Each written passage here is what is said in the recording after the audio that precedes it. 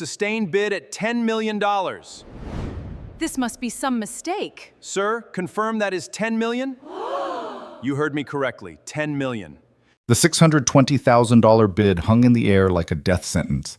Every eye in the auction house turned to the man in the faded flannel, the single father they'd been mocking for the past hour. Preston Hale's face went white. The auctioneer's gavel trembled, and Caleb Mercer, holding his daughter's hand, didn't even blink. This wasn't about money. This was war. But I'm getting ahead of myself. Stay with me through this whole story. Hit that like button and drop a comment with your city so I can see how far this tale travels. Because what happened that night, it changed everything. The glass doors of the Ashford Luxury Auto Auction swung open at exactly 6:47 p.m., and Caleb Mercer walked through them like a man stepping into his own execution. He felt it immediately. The shift in atmosphere, the way conversations didn't stop exactly, but changed, became quieter, sharper, the kind of quiet that has teeth. His daughter Mia's hand tightened around his fingers.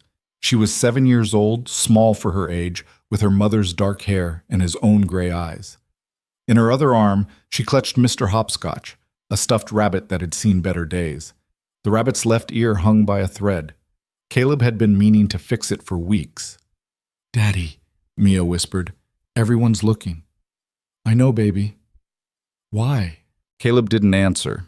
He knew why. His flannel shirt had a small oil stain near the pocket that he'd tried to scrub out that morning. His jeans were clean but worn at the knees. His boots were work boots, not the polished Italian leather that clicked across the marble floors around them. He'd shaved, but his hands still had traces of motor oil under the nails that soap couldn't quite reach. He looked like exactly what he was, a mechanic who'd stumbled into the wrong tax bracket. The auction house itself was obscene. That was the only word for it. Crystal chandeliers that probably cost more than his annual income hung from ceilings painted with scenes of vintage car rallies. The floor was white marble with gold veining. Along the walls, photographs of legendary vehicles were displayed in frames that looked expensive enough to be art themselves. And the people. God, the people. Men in suits that probably had their own names. Women in dresses that shimmered under the lights, wearing jewelry that caught and threw light like tiny suns. Everyone held champagne flutes. Everyone looked like they belonged in a magazine spread about people who summered in the Hamptons and wintered in Aspen. Caleb had never summered anywhere. He'd barely spring braked. "Can I help you?" The voice came from a young woman in a black suit with a name tag that read Ashford Staff. Her smile was professional, but her eyes did a quick scan. Flannel, jeans, work boots, child, and her expression shifted to something between confusion and concern. "Are you lost?" "No," Caleb said. "I'm here for the auction." The smile tightened. "Sir, this is a private event. Invitation only." Caleb reached into his jacket pocket and pulled out the invitation. He'd printed it himself after registering online, and it looked it. Plain paper, slightly crumpled from being in his pocket all day. But it had the confirmation number and the auction house logo. The woman took it like it might be contaminated. She studied it for a long moment, then pulled out a tablet and tapped at the screen. Her eyebrows rose slightly. "Mr. Mercer?" "That's right." She looked at him again, reassessing. "You're registered for bidding?" "Wouldn't be here otherwise." Another pause. Another tap on the screen. "Your deposit cleared." "I'd hope so, considering I sent it 3 days ago." The woman's professional mask slipped just slightly. Caleb could see her trying to reconcile the man in front of her with someone who had the $50,000 required for the bidding deposit. Of course. Welcome to Ashford's."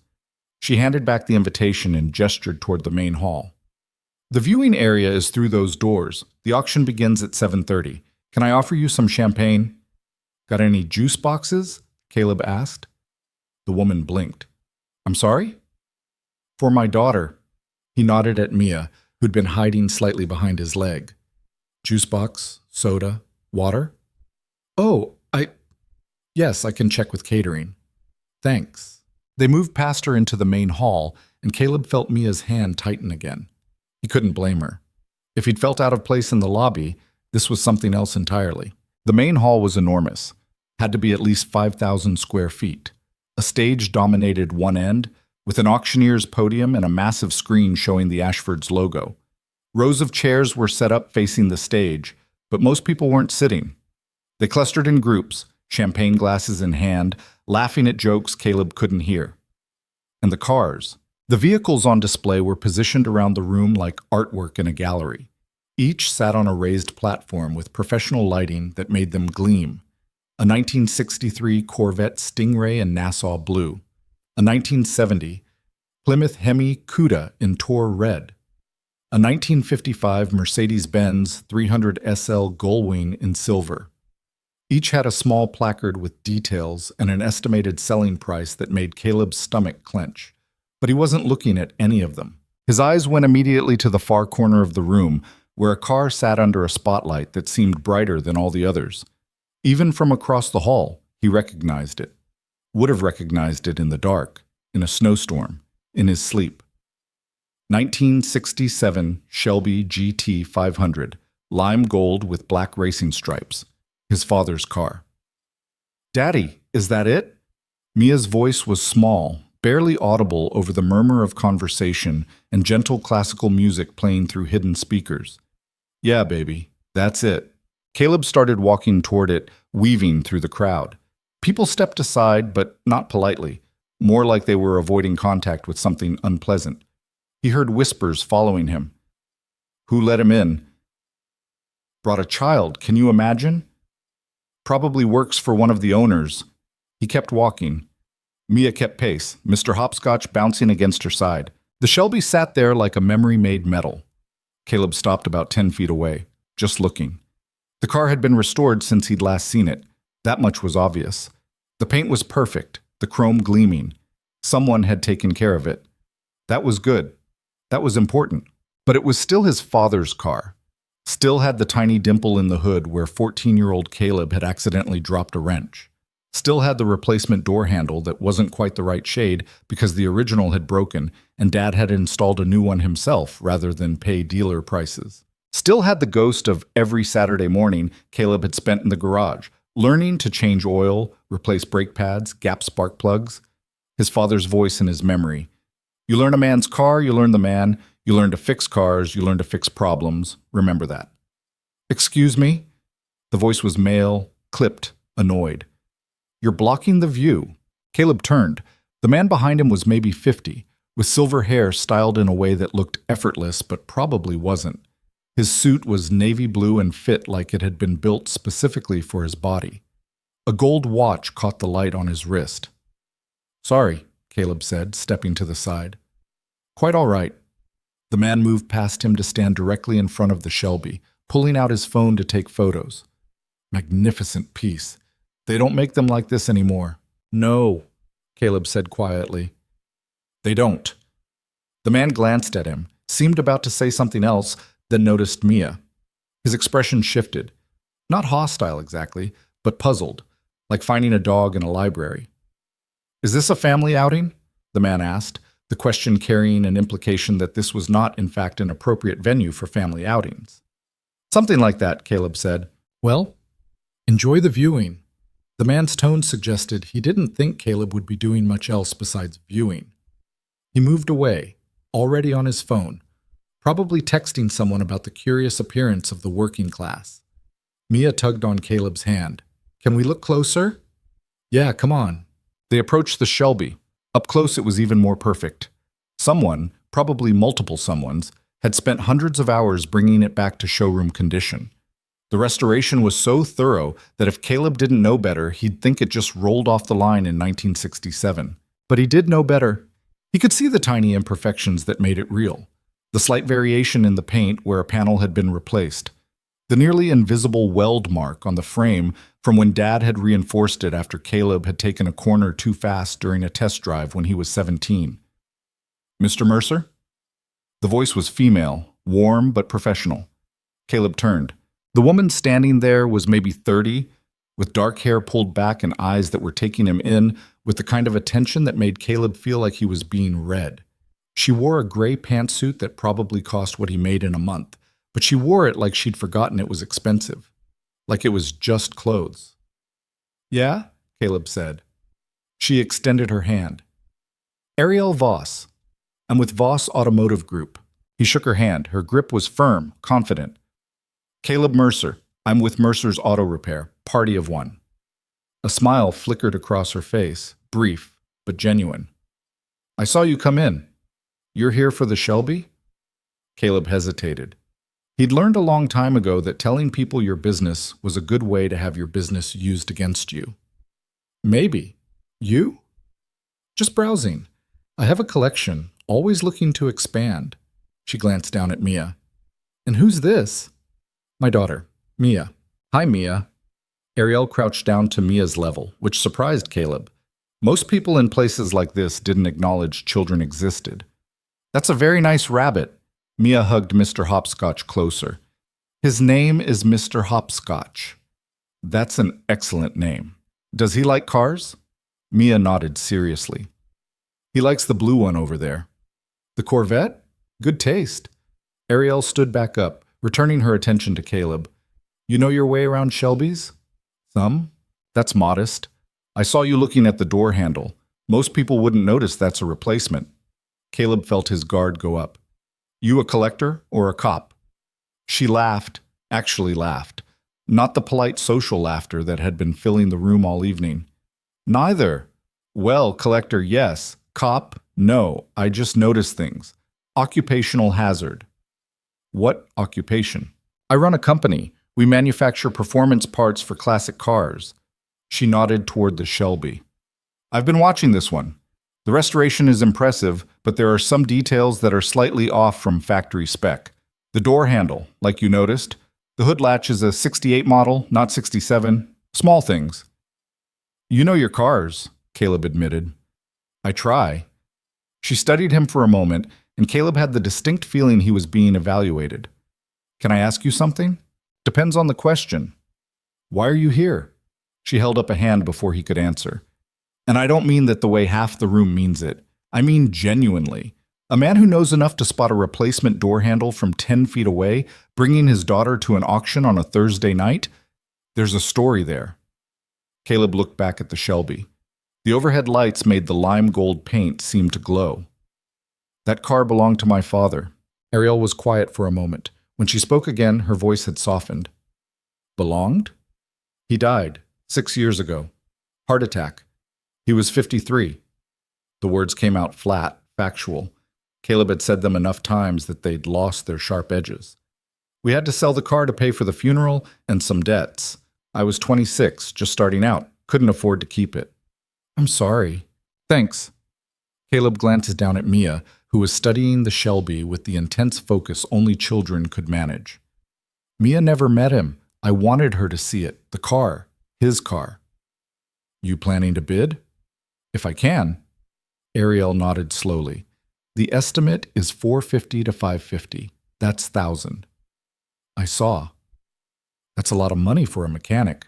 She said it gently, not judgmentally, but the implication was clear. Caleb met her eyes. I've been saving for 6 years.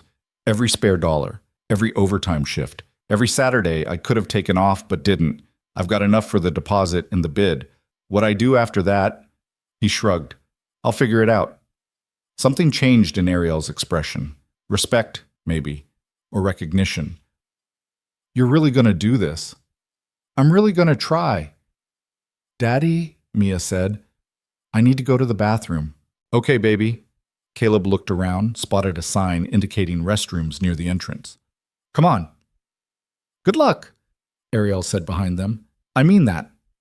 Thanks, Caleb called back. The bathrooms were down a hallway lined with more photographs of classic cars. Caleb waited outside the women's room, leaning against the wall and trying to ignore the looks from people passing by. A couple walked past, the woman in a dress that probably cost more than his truck, the man in a tuxedo, and he heard her whisper, "Security's really slipping." Mia emerged a minute later, drying her hands on her jeans. They have fancy soap, she reported. It smells like flowers. Fancy people need fancy soap, Caleb said. Come on, let's get back before the auction starts. They returned to the main hall. More people had arrived and the room was getting crowded. The staff had started directing people to their seats. Caleb found his seat number, row J, seat 14, nowhere near the front, and settled in. Mia climbed onto the chair next to him, Mr. Hopscotch in her lap. "This is going to take a while," Caleb warned her. "You going to be okay?" "I brought a book." She pulled a worn paperback from her jacket pocket, some fantasy thing with a dragon on the cover. "Good thinking." The seats around them filled slowly. To Caleb's left, an older couple in matching cashmere. To his right, a younger guy, maybe late 20s, with slicked back hair and an expression like he smelled something unpleasant. The guy glanced at Caleb, did a double take at Mia, then leaned toward his companion in the next seat. "Is that a kid?" he whispered, not quietly enough. His companion, a woman in a red dress, looked over. "Oh my God, who brings a child to an auto auction?" "Probably can't afford a babysitter," the guy said, and they both laughed. Caleb felt his jaw tighten. Mia, thankfully, was absorbed in her book and didn't seem to notice. He wanted to say something, defend himself, explain that Mia's regular babysitter had canceled last minute, and he didn't have anyone else, and he'd already paid the non-refundable deposit and driven 4 hours to get here. But he didn't. Because explaining yourself to people who'd already decided who you were was a waste of breath. The lights dimmed slightly and the murmur of conversation faded. A man in an immaculate suit stepped up to the podium on stage. He was maybe 60, with the kind of presence that filled a room without effort. "Good evening, ladies and gentlemen," he said, his voice amplified by speakers. "Welcome to Ashford's premier classic automobile auction. I'm Richard Ashford, and I'll be your auctioneer this evening." Polite applause rippled through the room. "We have an exceptional collection for you tonight," Ashford continued. 32 vehicles, each with impeccable provenance and condition. We'll be starting with Lot 1, a stunning 1955 Mercedes-Benz 300 SL Gullwing. The auction began. Caleb had been to auctions before, estate sales, police auctions, the occasional charity event. This was nothing like those. The bidding moved fast, the numbers climbing with a casualness that made his stomach hurt. The Mercedes sold for $1.2 million. The Plymouth Cuda went for $780,000. A 1969 Camaro Z28 fetched $425,000. People raised their paddles like they were ordering coffee. Casual. Easy. Like the numbers were just numbers, not years of someone's life represented in dollar signs. Mia had fallen asleep against his shoulder by the time Lot 15 came up. The Corvette she'd liked earlier. It sold for $610,000 to a woman in the third row who barely looked up from her phone. "And now," Ashford said, his voice taking on a different tone, anticipation maybe, or showmanship, "we come to one of the crown jewels of this evening's collection. Lot 23, a 1967 Shelby GT500, lime gold with black racing stripes." The light shifted and the spotlight on the Shelby seemed to intensify. On the screen behind Ashford, photos of the car appeared. Exterior shots, interior, engine bay, undercarriage. "This particular GT500, Ashford continued, has been professionally restored to Concours condition.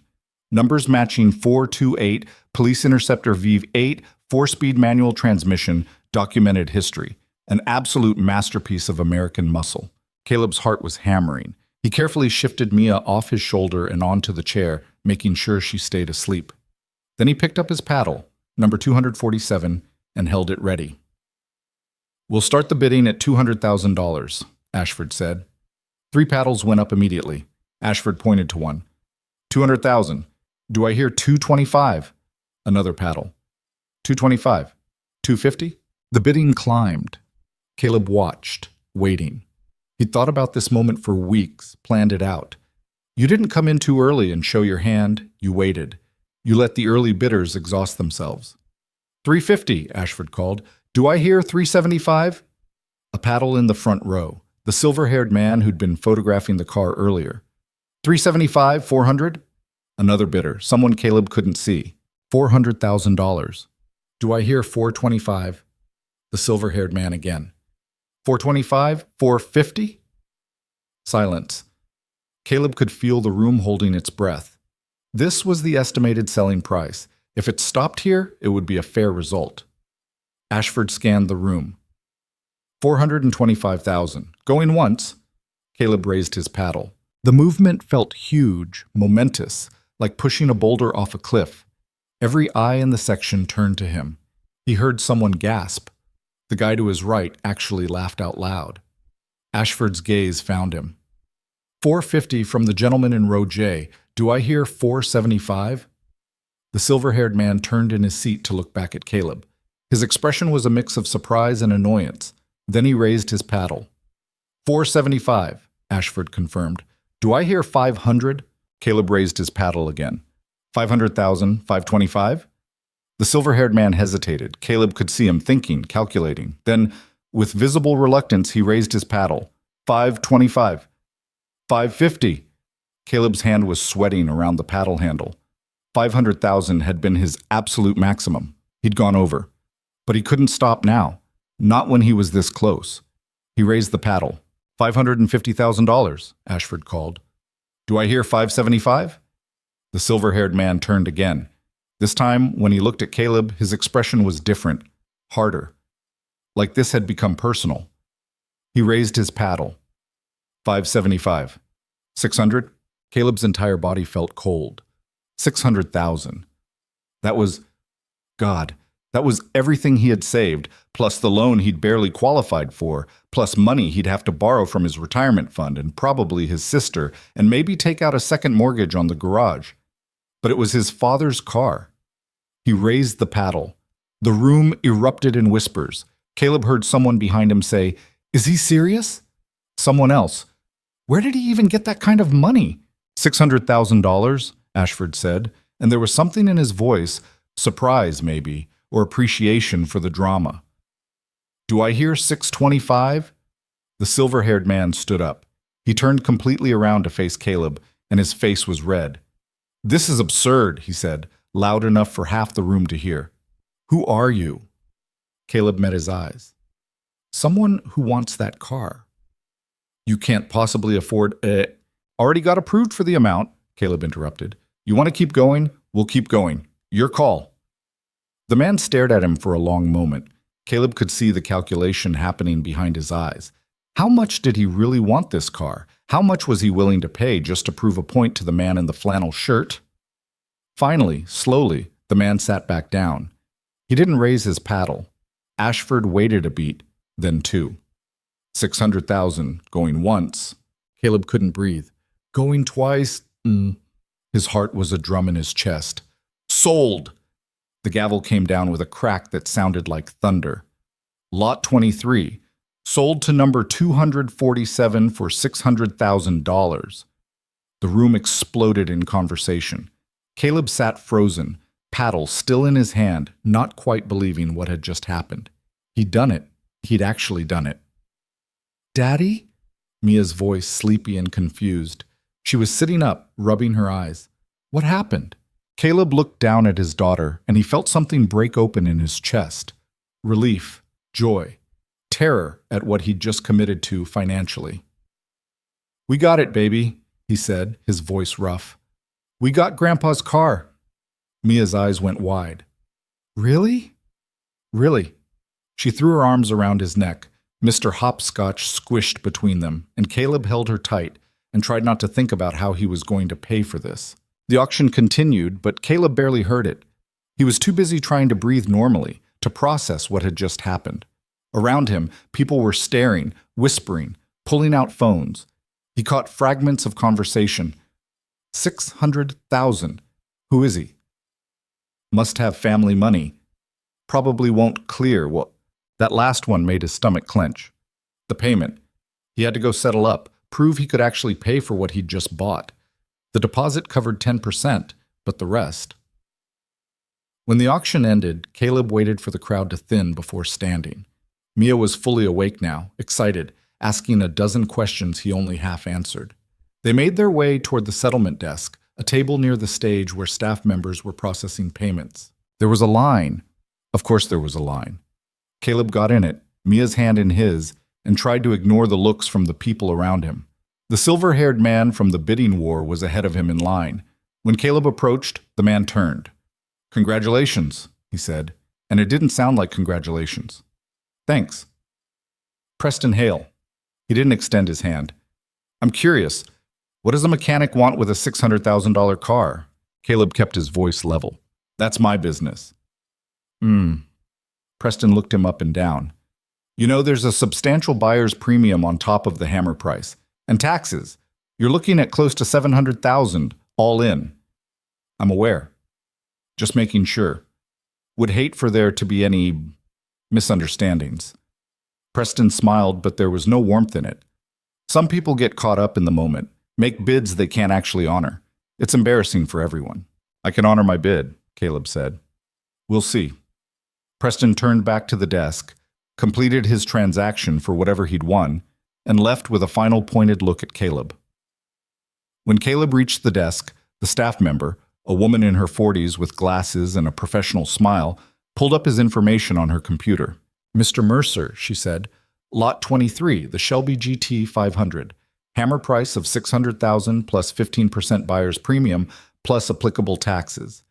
Your total comes to $732,400. Caleb felt his throat go dry.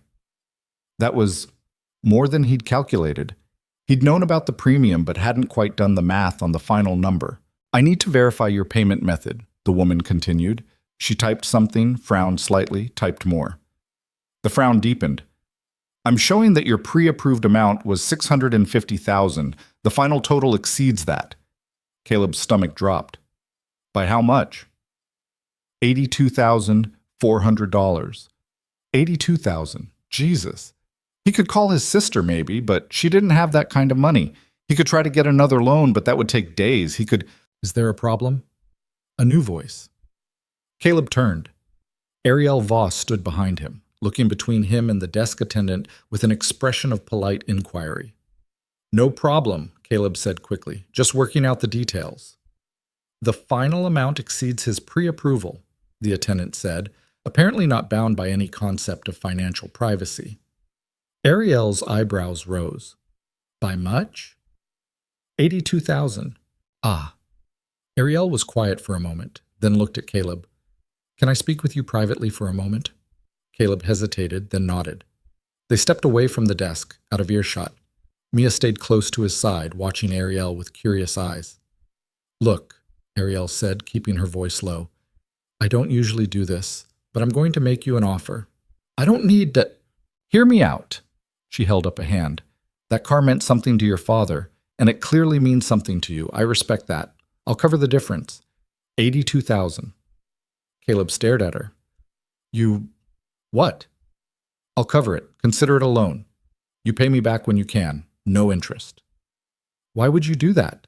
Ariel smiled slightly. Let's just say I like seeing people fight for what matters to them. And you definitely fought. She glanced at Mia, then back at Caleb. Plus, I'd like to hear more about your father's car sometime. The story behind it. Maybe over coffee? Caleb's mind was racing. This had to be a trick, an angle, something. People didn't just hand over $80,000 to strangers. But looking at Ariel's face, he didn't see deception. He saw genuine interest, maybe even respect. He stopped, tried again. I can't take your money. It's a loan, not a gift. You'll pay me back. You don't even know me. I know enough. She pulled out a business card and a pen, scribbled something on the back. Here's my personal number. Think about it. But think fast. They're not going to hold that car forever. She pressed the card into his hand and walked away before he could respond. Caleb stood there, card in hand, trying to process what had just happened. Mia tugged on his sleeve. Daddy? Is that lady helping us? I think so, baby. Is she nice? Caleb looked down at the card. Ariel Voss, CEO, Voss Automotive Group. And on the back, a phone number written in neat handwriting. Yeah, he said slowly. I think maybe she is. He returned to the desk. The attendant looked up expectantly. I need to make a call, Caleb said. Can you give me 5 minutes? Of course. He stepped outside into the cool evening air. The parking lot was half empty now, expensive cars pulling away with quiet efficiency. He pulled out his phone and stared at Ariel's number for a long moment. This was crazy. Taking money from a stranger, putting himself in debt to someone he'd met 2 hours ago. But the alternative was losing the car, walking away from his father's Shelby, explaining to Mia that they'd come all this way for nothing. He dialed the number. Ariel answered on the second ring. That was fast. If I do this, Caleb said, I pay you back. Every cent. With interest, no matter what you said. Deal. And I want it in writing. A proper loan agreement. I'll have my lawyer draft something tomorrow. And He took a breath. I want to know why you're doing this. Silence on the other end. Then, my father built Voss Automotive from nothing. Started in a garage working on engines, just like yours probably did. He died before the company really took off, before he got to see what it became. Her voice was quiet. I'd give anything to bring back something that was his. You have that chance. Seems stupid to let it slip away over $80,000. Caleb felt something in his chest loosen. Okay, he said. Okay. Thank you. Don't thank me yet. Pay me back. Then thank me. He could hear the smile in her voice. Now go get your car. He went back inside, settled the payment with Ariel's help. She'd apparently already called ahead and arranged a wire transfer. The attendant processed everything with renewed respect, possibly because Ariel Voss's name carried weight in automotive circles. The vehicle will be ready for pickup tomorrow afternoon, the attendant said, handing Caleb a thick folder of paperwork. You'll need to arrange transport unless you plan to drive it. I'll drive it, Caleb said. It's not insured yet. I'll handle it. He signed what felt like 100 documents, initialed pages, provided bank information. By the time they finished, it was nearly 11 p.m. and Mia was asleep again, this time in one of the lobby chairs. Caleb gathered her up. She barely stirred, and carried her out to his truck. The parking lot was almost empty now. He buckled her into her car seat, made sure Mr. Hopscotch was secure, and stood there for a moment in the quiet. He'd just spent more money than he'd ever spent on anything in his life. He was in debt to a woman he'd just met. He had no idea how he was going to make this work long term, but tomorrow he was taking his father's car home. He climbed into the truck and started the engine. As he pulled out of the parking lot, he glanced in the rearview mirror at the auction house, all lit up against the night sky. We did it, Dad, he whispered. We're bringing it home. The truck's headlights cut through the darkness as Caleb headed for the cheap motel where he'd booked a room. Mia slept in the back seat. The paperwork sat on the passenger seat beside him, proof that this was real. Tomorrow would bring new problems. Questions about how to pay for insurance, where to keep the car, how to balance the restoration with keeping his shop afloat. Questions about Ariel and her offer and what she really wanted. But tonight, driving through the empty streets with his daughter safe behind him, Caleb allowed himself to feel something he hadn't felt in 6 years. Hope. The motel room smelled like old carpet and cleaning chemicals that hadn't quite done their job. Caleb lay on top of the bedspread. He'd learned years ago never to get under motel covers, and stared at the water-stained ceiling. The digital clock on the nightstand blinked 2:47 a.m. in angry red numbers. He couldn't sleep. Mia was curled up in the other bed, Mr. Hopscotch tucked under her chin, completely dead to the world. Kids had that ability, to just shut down when they needed to. Caleb envied her that. His phone sat on his chest, rising and falling with his breathing. He'd been looking at the same email for 20 minutes.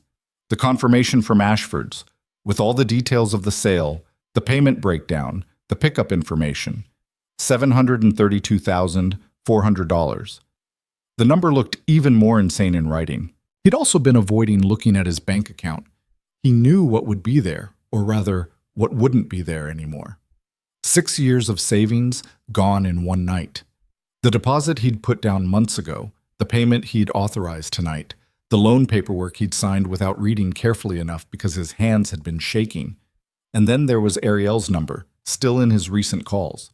Caleb picked up the phone, pulled up her contact, stared at it, put the phone back down. What was he doing? Taking money from a woman he'd met at an auction, who probably had a dozen ulterior motives he couldn't see yet. Rich people didn't just hand out $80,000 because they felt charitable.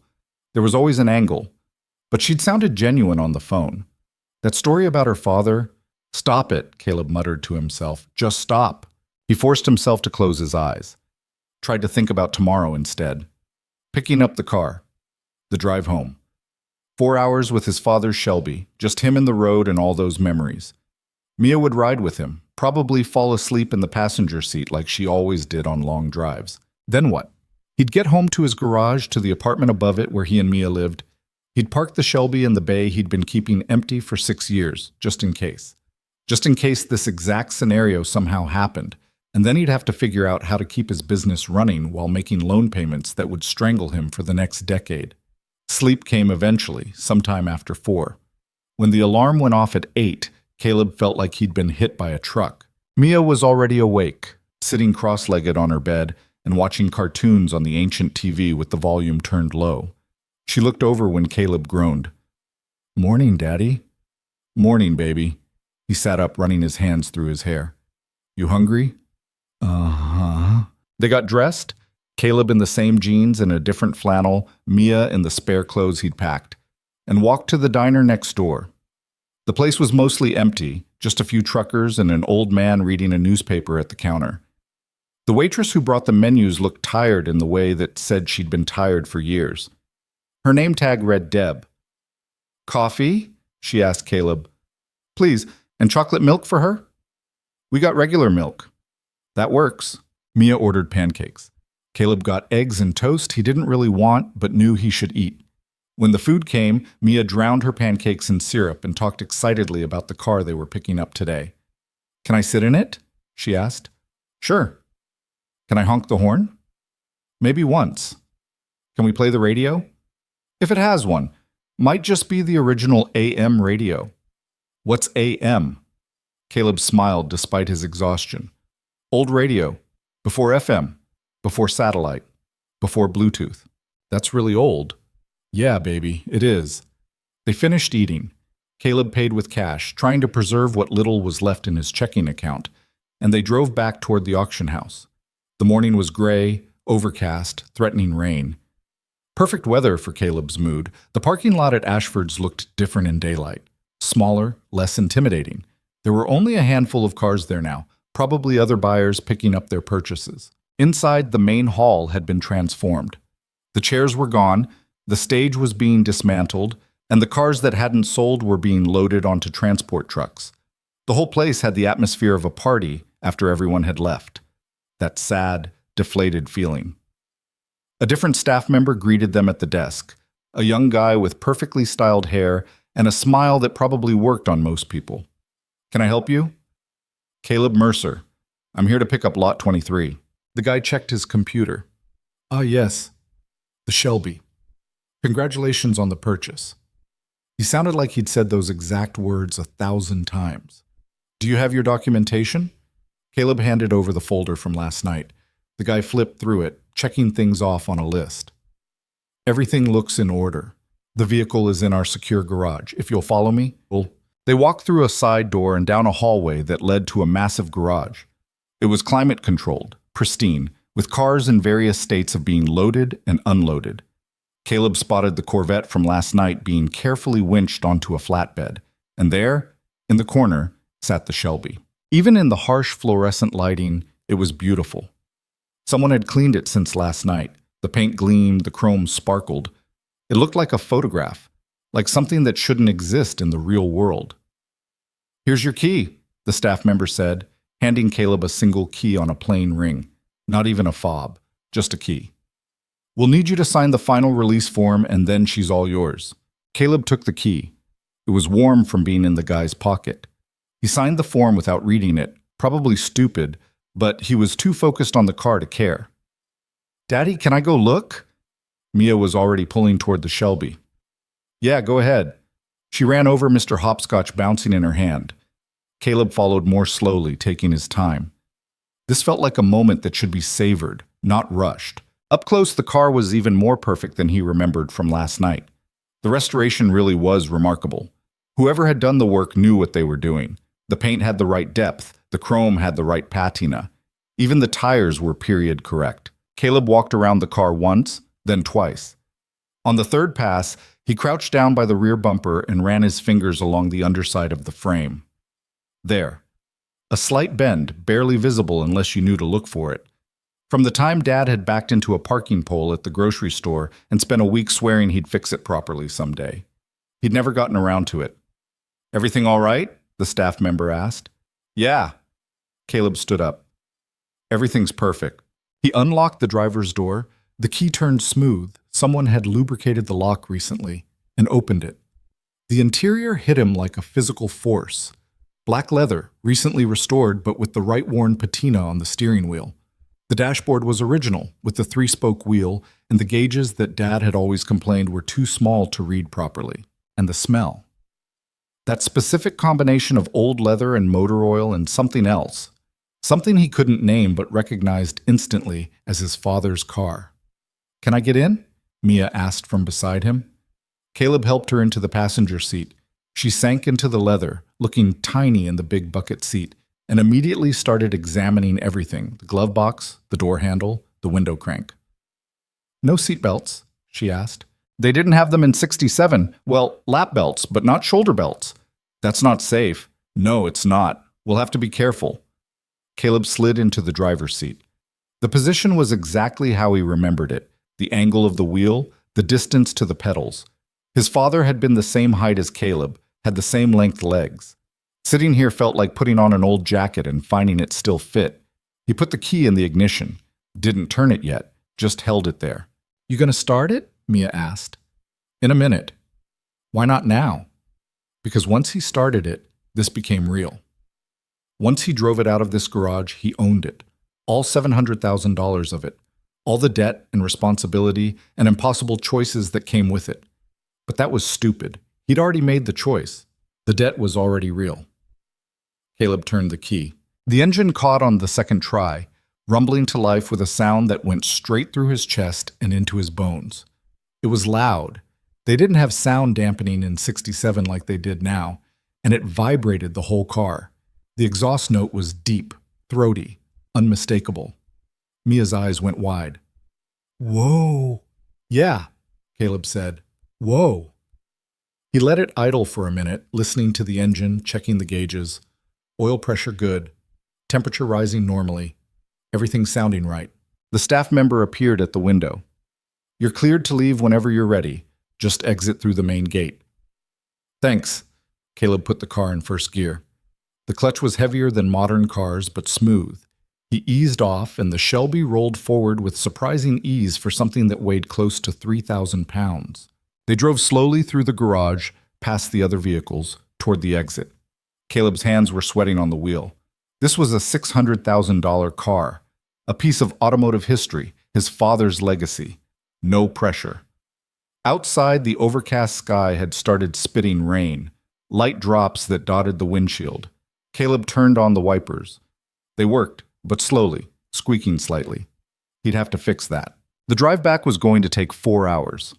Caleb had mapped it out last night. Mostly highway, some back roads through smaller towns. He'd purposely avoided the interstate. This car deserved better than being stuck in traffic between semis. "You ready for a road trip?" he asked Mia. She nodded, already settling into the seat like she owned it. "Can we get McDonald's on the way?" "Probably." "Can we play music?" Caleb reached for the radio, then paused. He turned the dial. Static hissed from the speakers, then a local station came through, playing something that might have been country, but was hard to tell through the interference. "This is all we've got for now," he said. "It's okay. I like it." They pulled out of the Ashford parking lot and onto the main road. The Shelby handled differently than Caleb's truck, lower to the ground, more responsive. The steering was heavier but more direct. He could feel every imperfection in the road through the wheel. It was glorious. They'd been driving for maybe 20 minutes when Caleb's phone rang. He'd connected it to a portable Bluetooth speaker he'd brought. The car didn't have aux input, let alone Bluetooth, and the ringtone echoed tinny through the cabin. He glanced at the screen. Unknown number. "Hello? Mr. Mercer?" A woman's voice, professional. "This is Jennifer Carlisle from First National Bank." Caleb's stomach clenched. The bank. This couldn't be good. "Yeah, this is Caleb. I'm calling regarding the loan you took out yesterday evening. There seems to be an issue with the payment processing." "What kind of issue?" "The transfer didn't complete properly. There's a hold on the full amount pending verification. I need you to come into the branch to sort it out." Caleb's hands tightened on the wheel. "I'm 4 hours away. I can't just come in." "I understand, but this needs to be resolved within 48 hours, or the loan will be nullified, and you'll be in breach of your purchase agreement." "I signed everything. It was approved." "The approval was provisional, pending final verification, which is what we need to do in person." Caleb felt heat rising in his chest. Nobody said anything about in-person verification. It's in the loan agreement, Section 12, Paragraph 4. I didn't... He stopped himself. He'd barely skimmed the agreement, too focused on getting the car. This was his fault. What happens if I can't make it in 48 hours? The loan is canceled, and you'll need to return the purchased item or provide alternative funding. Return the car, give back his father's Shelby, after everything. I'll figure it out, Caleb said, his voice tight. I'll be there. He hung up before she could say anything else. Who was that? Mia asked. Nobody. Just work stuff. Are we in trouble? Kids always knew. They had radar for adult stress. No, baby. We're fine. But they weren't fine. Caleb's mind was racing. If the loan was canceled, he'd have to come up with the full payment amount himself, which he didn't have. Not even close. He'd already drained his savings. The only reason he'd been able to afford the car was the loan. He could call Ariel. She'd offered to help after all. But that felt wrong. Asking for more money, becoming even more indebted to someone he didn't know. What if she said no?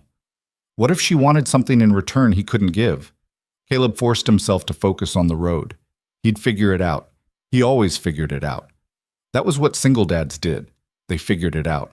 They stopped for lunch at a diner in a small town about 2 hours from home. The rain had picked up, coming down steady now, and Caleb parked the Shelby under an overhang to keep it as dry as possible.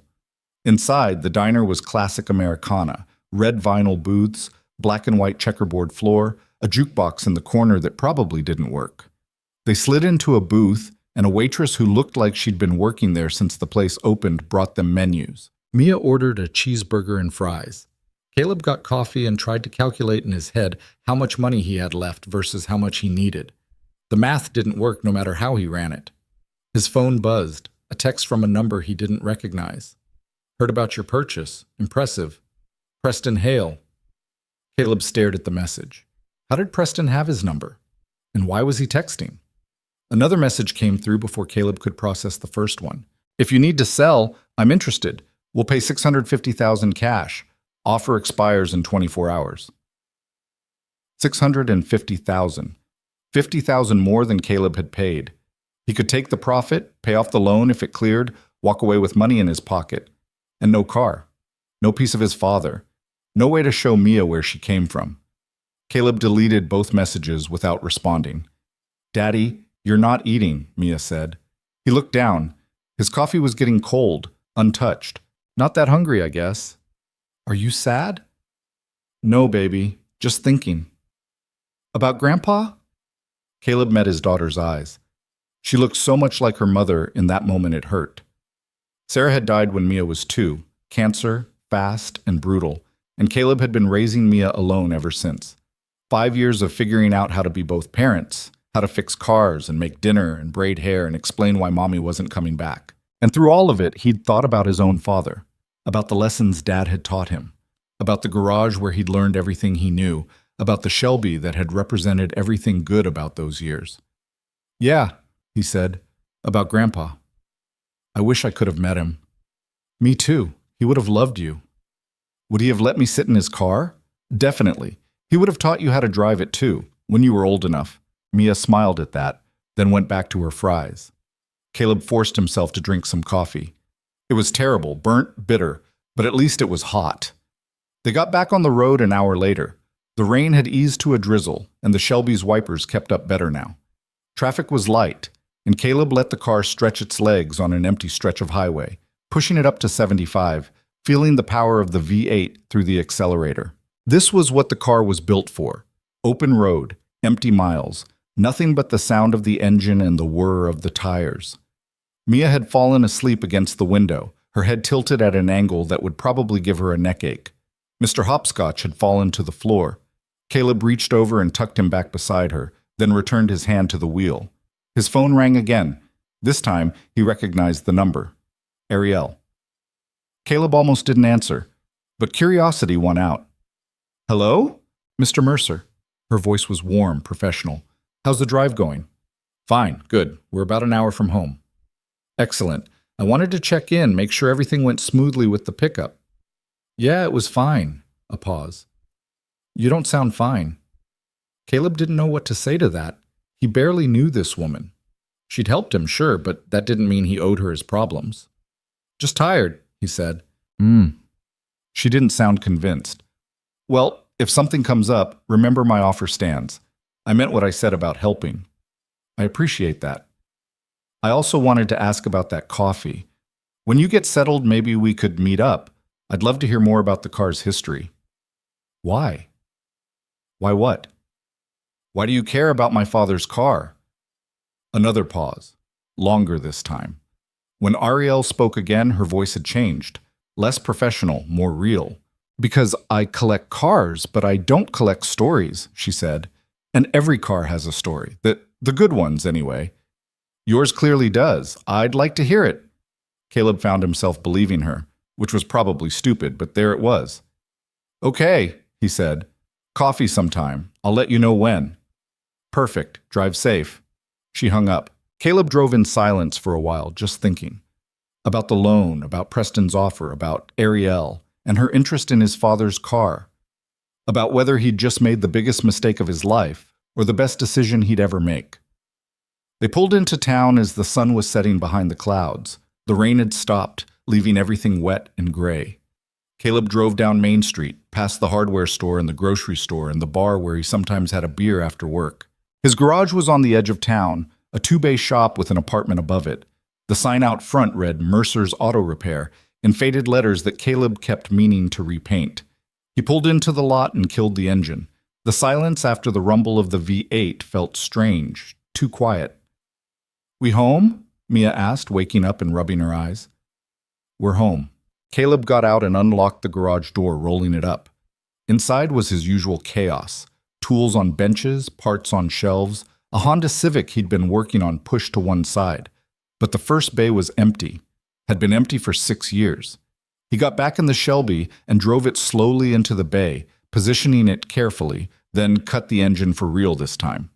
The car sat there under the fluorescent lights, looking both out of place and exactly right. Caleb climbed out and just stood there, taking it in. His father's car. In his garage. After 6 years of saving and planning and hoping. He'd done it, and now he had to figure out how to keep it. Caleb woke up at 5:30 the next morning with his phone vibrating on the nightstand. He grabbed it before the sound could wake Mia, who was asleep in her room down the hall. The screen showed Jennifer Carlisle from First National. Again. He answered without saying anything, just waiting. Mr. Mercer, I've been trying to reach you, she said, skipping any greeting. You need to come in today. The verification window closes at 5 p.m. Caleb sat up, rubbing his face. I'll be there. Before 5. I can't extend it. I said I'll be there. He hung up and stared at the phone. The bank was 3 hours away, back toward the city. He'd have to close the shop for the day, find someone to watch Mia, drive there and back. Lose a full day of work he couldn't afford to lose. Or he could call Preston Hale. Take the offer. Walk away with 50 grand profit and none of this mess. Caleb stood up and walked to the window. From here he could see down into the garage through the apartment's small back window. The Shelby sat in the bay, looking like something from another era under the harsh work lights he'd left on all night. He'd slept maybe 4 hours, kept waking up to check that the car was still there, like it might vanish if he stopped watching it. His phone buzzed again. A text this time from his sister Lauren. Heard you bought Dad's car. Are you insane? Call me. Caleb deleted the message. He didn't have the energy for Lauren's judgment right now. She'd never understood why the car mattered. To her it was just a vehicle, just metal and rubber that Dad had been weirdly attached to. She'd been the one who'd pushed to sell it after the funeral, who'd said they needed the money more than they needed sentiment. She'd been right, technically. They had needed the money. But some things weren't about being right. Caleb got dressed quietly and went downstairs to the garage. The morning was cold, and his breath fogged in the air as he approached the Shelby. He ran his hand along the hood, feeling the coolness of the metal, the perfect smoothness of the restoration. Someone had put a lot of hours into this, a lot of care. He wondered who'd owned it between when his family sold it and when it showed up at Ashford's, whether they'd loved it or just seen it as an investment. The Honda Civic in the other bay was waiting for him, brake job he'd promised the owner he'd finish by end of week. He should work on that. Should be productive, make some money to offset the financial catastrophe he'd just created. Instead, he unlocked the Shelby and got in. The leather was cold, the interior smelling like morning damp and old car. Caleb sat there with his hands on the wheel, not starting it, just being present in the space. His father had sat here, had gripped this same wheel, worked this same clutch, listened to this same engine. How many miles had they driven together? How many Saturday mornings working in the garage, Dad teaching him to gap plugs and adjust timing? You gotta feel the engine, Dad had said once, his hands covered in grease, pointing at the Shelby's V8. Listen to what it's telling you. Cars talk if you pay attention. Caleb had been maybe 14, thought his dad was being dramatic. Now he understood. The car did talk, and right now it was saying he'd made a massive mistake. He heard footsteps on the stairs from the apartment. Mia appeared in the doorway, still in her pajamas, Mr. Hopscotch dangling from one hand. "You're up early?" she said. "Couldn't sleep." "Me neither." She walked over to the car, peered in through the passenger window. "Can I sit in it again?" "Sure, baby. Come on." She climbed in, settling into the passenger seat like she'd been doing it her whole life. For a moment, they just sat there together in silence, father and daughter in a car that belonged to a ghost. "Daddy?" "Yeah?" "Are we keeping it?" Caleb looked at her. "What makes you think we wouldn't?" Mia shrugged, a gesture that looked too old for a 7-year-old. "You've been worried, I can tell." "I'm not worried." "You make that face, the one where your eyebrows do the thing."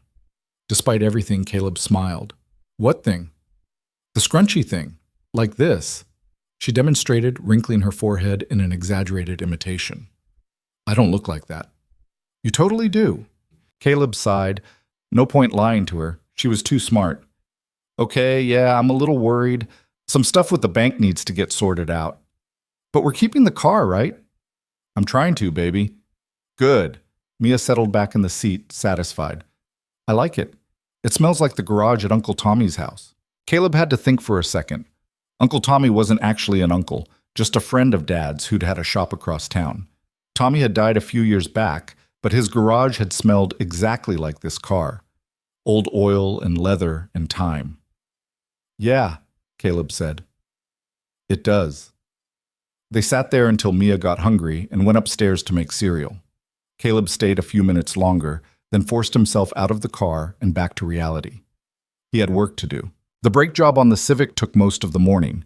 Caleb worked mechanically, replacing pads and rotors, bleeding the lines, trying not to think about the clock ticking toward 5 p.m., trying not to think about Jennifer Carlisle waiting at her desk, ready to cancel his loan and destroy everything.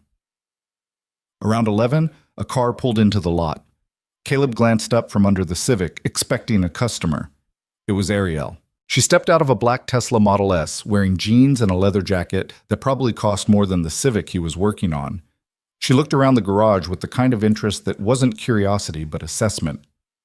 "Didn't expect to see you here," Caleb said, rolling out from under the car and wiping his hands on a rag. "Surprise." She smiled. "I was in the area, thought I'd stop by. See the car in its natural habitat." "The area? You're 3 hours from the city." "I had a meeting in Riverside, only 30 minutes from here." She walked over to the Shelby, giving it the same careful look she'd given it at the auction. "You got it home safe?" "Yeah." "How's it running?" "Haven't really driven it much yet, just the trip home yesterday." Ariel crouched down to examine the undercarriage, her movements practiced. She knew her way around cars, that much was obvious. After a minute, she stood up and brushed off her hands. "Restoration is solid," she said. "Whoever did this knew what they were doing." "Yeah, I noticed." "You planning to keep it stock or modify?" Caleb hadn't thought about it. The idea of changing anything felt wrong, like altering a photograph. "Stock, probably. It's perfect as is." "Perfect isn't always functional. Original brake systems on these aren't great by modern standards. Might want to upgrade at least the calipers." "I'll think about it." Ariel looked at him, her expression shifting to something more serious. "You want to tell me what's wrong?" "Nothing's wrong." "Caleb." She said his name like a teacher calling out a student. "I've been doing business long enough to recognize when someone's drowning. You've got that look." He wanted to tell her to mind her own business. Wanted to say he had it handled, but the truth was he was drowning. Had been since the moment the gavel fell. "The bank," he said finally. "There's an issue with the loan. They need me to come in for verification, and if I don't make it by 5 today, the whole thing gets canceled." "And you're 3 hours away." "Yeah." "So go. I'll watch the shop." Caleb laughed. Couldn't help it. "You're going to watch my auto repair shop?" "I've run a manufacturing company for 8 years. I think I can handle a garage for a few hours." "It's not about handling it. I can't just leave a stranger in charge." "I'm not a stranger. I'm the woman who lent you $82,000. Ariel's voice was firm, but not unkind. "And I have a vested interest in making sure you don't lose that car and default on your purchase, which means keeping that loan active. So go to the bank, do whatever bureaucratic nonsense they need, and get back here." Caleb stared at her. "Why are you doing this?" "I told you, I like the story. Nobody helps people this much for a story." Ariel was quiet for a moment. When she spoke, her voice had lost its professional edge. "My dad built his company from nothing, worked himself to death doing it. Literally, heart attack at his desk when I was 23. She looked at the Shelby. "He had a car, a 69 Boss 429 Mustang, bright red. He sold it to keep the company afloat during the recession. Said it was just a car. The business mattered more." "Did he ever get it back?" "No. He died 6 months later." Ariel met Caleb's eyes. "I spent years trying to find that Mustang. Tracked it through 3 owners, made offers, got nowhere. It's in a private collection in Dubai now. Might as well be on the moon." Caleb understood then. This wasn't charity. This was her trying to give someone else what she couldn't have herself. "I'm sorry," he said. "Don't be. Just go to the bank and save your car." Caleb looked up at the apartment window. "I need to find someone to watch my daughter." "Bring her." "I like kids." "You don't know her. She's chatty, and she asks a million questions." "Even better, I'll teach her about engine displacement and torque ratios." Despite everything, Caleb smiled. "She's 7. Perfect age to start learning." He thought about it for maybe 10 seconds, then made a decision that was either brilliant or completely stupid. "Okay, let me get her ready." 20 minutes later, Caleb was back on the highway, driving his truck because the Shelby was too valuable to risk in traffic. Mia had stayed behind with Ariel, looking thrilled at the prospect of hanging out with the car lady and learning about engines. Caleb had given Ariel his emergency contact numbers, told her where the first aid kit was, explained that Mia was allergic to shellfish and needed to eat lunch by noon or she got cranky. Ariel had listened with the patience of someone used to managing complex logistics, nodding at each instruction. "We'll be fine," she'd said. "Go." So he went. The drive felt longer than yesterday. Traffic was heavier, and Caleb kept checking his phone even though he knew he shouldn't while driving. No calls from Ariel. No emergencies. Just silence. He made it to First National with 40 minutes to spare. The bank was downtown, all glass and steel, the kind of building designed to make you feel small. Caleb walked in wearing the same jeans from this morning and a clean shirt he'd grabbed from the apartment. He probably should have dressed better for this, but he'd run out of time and patience. Jennifer Carlisle met him in the lobby. She was younger than she'd sounded on the phone, maybe early 30s, with dark hair pulled back and glasses that made her look severe. "Mr. Mercer, thank you for coming in." Didn't have much choice. She led him to a conference room on the 3rd floor. Inside, another person was waiting, a man in his 50s wearing a suit that probably cost what Caleb made in 3 months.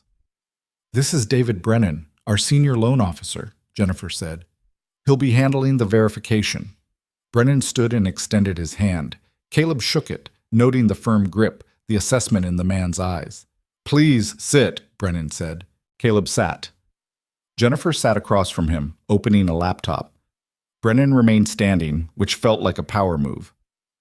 "Mr. Mercer, we appreciate you coming in on short notice," Brennan began. "There are some irregularities with your loan application that we need to clarify." "What kind of irregularities?" "Your stated income versus the loan amount requested. The ratio is concerning." Caleb felt his jaw tighten. "I qualified for the pre-approval. Everything was verified then." "The pre-approval was provisional, based on initial documentation. Further review has raised questions." "What questions?" Jennifer pulled up something on her laptop. You own Mercer's Auto Repair, sole proprietor. According to your tax returns, your annual income varies significantly. Last year was particularly low. Last year was rough. I had to replace equipment, and my daughter had medical bills. We understand. However, the loan you're requesting represents nearly 15 times your annual income. That's well outside our standard lending parameters. Caleb's hands clenched under the table. So, what are you saying? You're denying the loan? Not necessarily, Brennan said, but we need additional collateral, something beyond the vehicle itself. Like what? Your business, the property. We'd need to place a lien. Caleb stood up. You want me to risk my garage, my home? That's where my daughter lives. It's standard practice for loans of this size given your income profile. Then why wasn't it mentioned during the pre-approval? Jennifer and Brennan exchanged a look.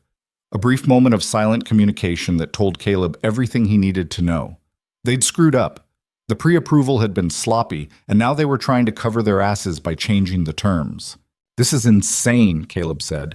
I already bought the car. The auction house has my money. You can't just change the deal now. We can if the loan was approved under false pretenses, Brennan said calmly. I didn't lie about anything. No one's suggesting you did. But the initial approval was optimistic. We need to correct that now. Caleb paced to the window, looking out at the city below. People walking, cars moving, everyone going about their lives while his fell apart in a conference room. He thought about the Shelby sitting in his garage, about Mia learning about engines from Ariel, about his father's hands on that steering wheel, teaching him what mattered. He turned back to face them. No. Brennan raised an eyebrow. No? I'm not putting my business up as collateral. That's my daughter's home, her stability. I won't risk it. Then we'll have to cancel the loan. Fine, cancel it. Jennifer looked genuinely surprised. Mr. Mercer, you understand what that means? You'll need to return the vehicle or provide alternative funding within 72 hours. I understand. You have alternative funding? Caleb didn't answer. He just walked out. The drive back was a blur. Caleb's mind raced through options, each one worse than the last. He could sell the Shelby to Preston, take the profit, admit defeat. He could try another bank, but that would take weeks and he had 3 days.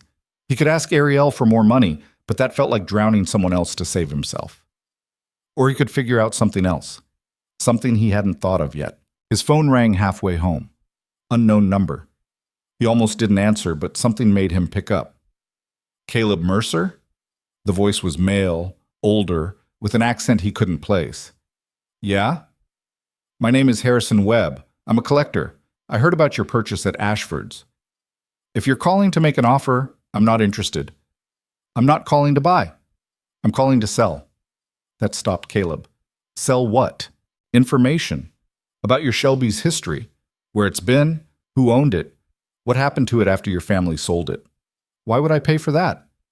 Because one of the previous owners made modifications. Expensive ones. Hidden ones. Worth considerably more than what you paid. Caleb's grip tightened on the wheel. What kind of modifications? The kind we should discuss in person. I'm in town for 2 days. We could meet tomorrow. How do you even know about the car? Mr. Mercer, there are maybe 267 Shelby GT 500s with documented provenance in existence. When one changes hands at a major auction, people in the collector community notice, especially one with your car's particular history. What history? Tomorrow. Barton's Cafe on Main Street. 10 a.m. Harrison hung up before Caleb could respond.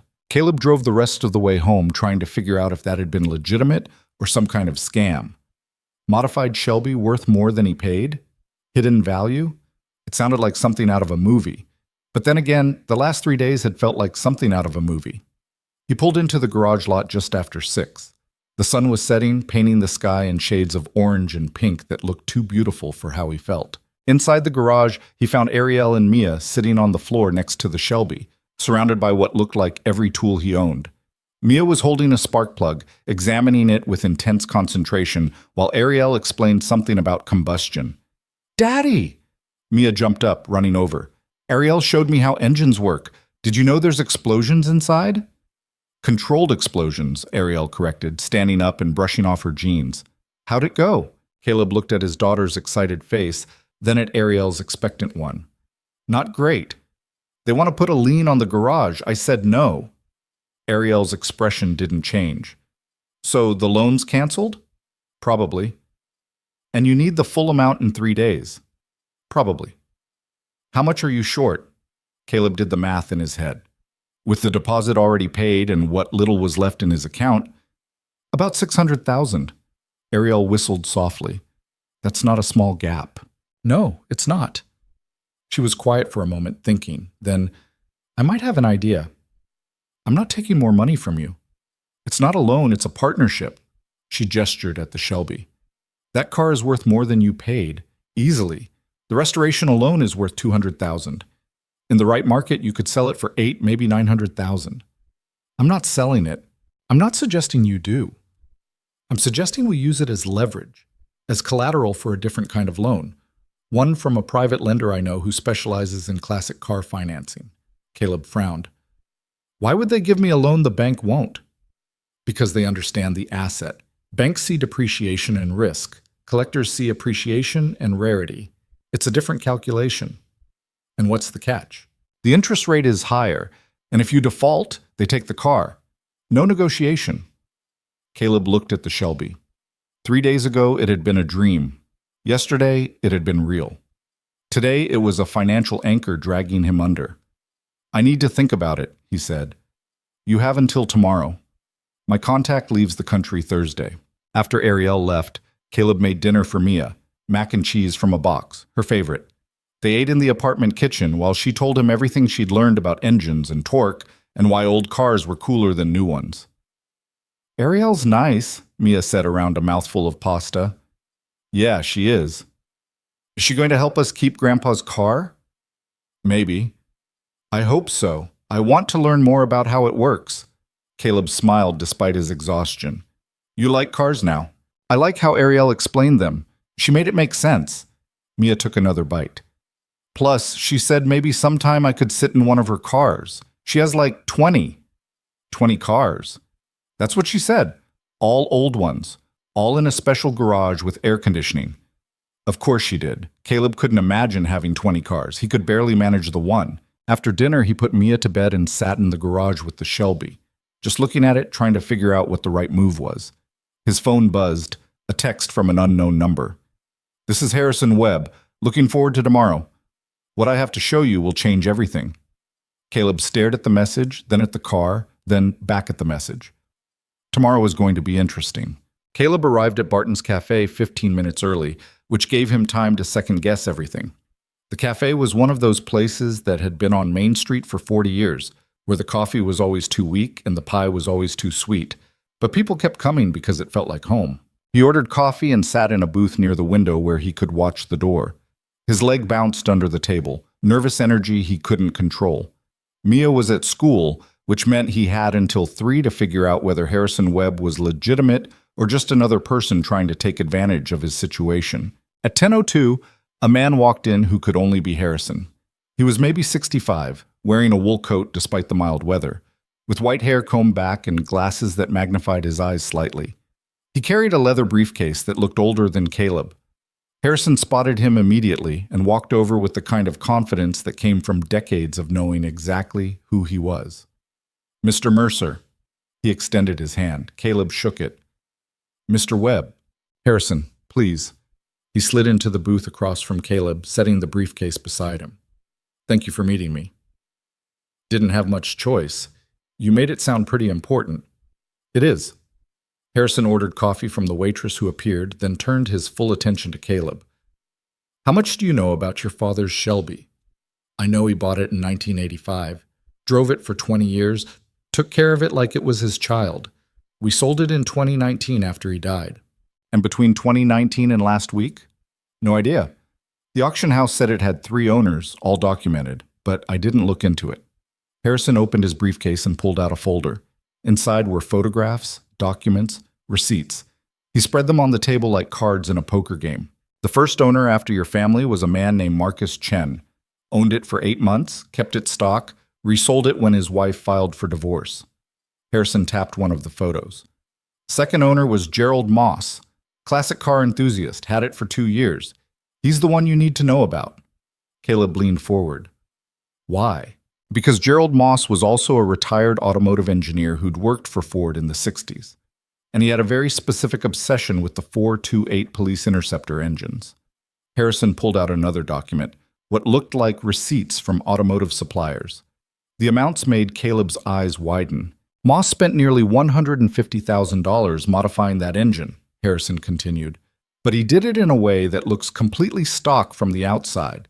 Custom machined internals, upgraded camshaft, balanced crankshaft, ported and polished heads. The compression ratio alone is completely different from factory spec. Why would he do that?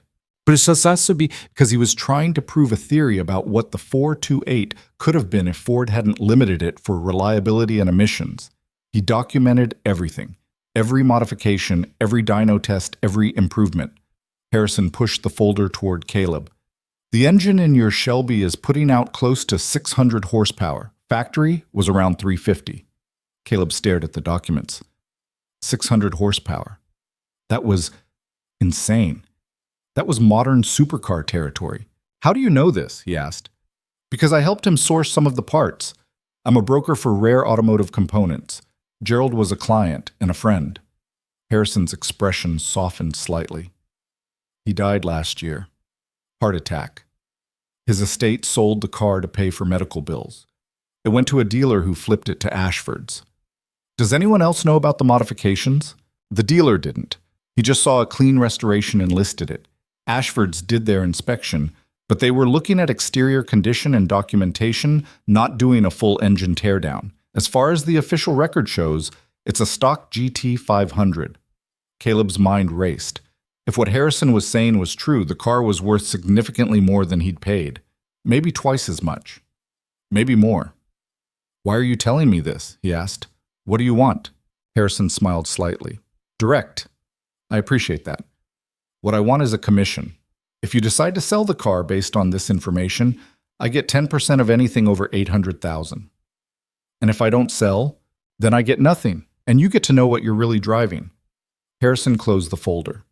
But here's the thing, Mr. Mercer. I know you're in financial trouble. I know the bank canceled your loan. Word travels in collector circles, and Preston Hale has been very chatty about the mechanic who overpaid for a Shelby he can't afford. Caleb felt heat rise in his chest. Preston can mind his own business. Agreed. But the fact remains, you need money. This information gives you leverage. You could sell to a serious collector for well over $1 million, pay off all your debts and still have money left over. Or I could keep the car and just know it's worth more than I thought. You could. But in 3 days, you need to settle your account with Ashford's or return the vehicle. Knowing it's worth more doesn't help if you can't keep it. Harrison wasn't wrong. The information was valuable, but only if Caleb could use it. And using it meant selling, which meant losing his father's car again. I need to think about this, Caleb said. Of course, but I'm only in town until tomorrow evening. After that, I'm heading to an auction in Monaco. If you want my help facilitating a sale, we need to move quickly. Harrison stood, pulling a business card from his coat pocket. Call me by tomorrow afternoon, and Mr. Mercer? Don't mention the modifications to anyone until you decide what to do.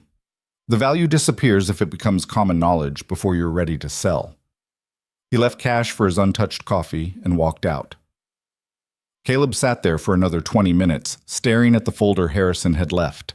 Finally, he gathered it up and headed back to the garage. The morning rush had brought in 2 customers, Mrs. Patterson with a check engine light and Tom Ridley needing an oil change. Caleb worked on autopilot, his mind elsewhere. The check engine light was a loose gas cap. The oil change took 15 minutes.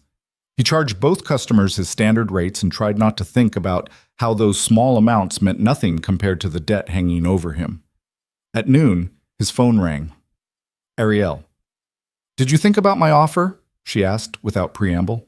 Still thinking. Clock's ticking. My contact needs an answer by tonight. I met with someone this morning, a broker. He had information about the car. What kind of information? Caleb hesitated. Harrison had said not to tell anyone. But Ariel wasn't just anyone at this point. She'd lent him money, watched his daughter, offered to help again. The engine's been modified, he said. Apparently worth a lot more than stock. Ariel was quiet for a moment. How modified?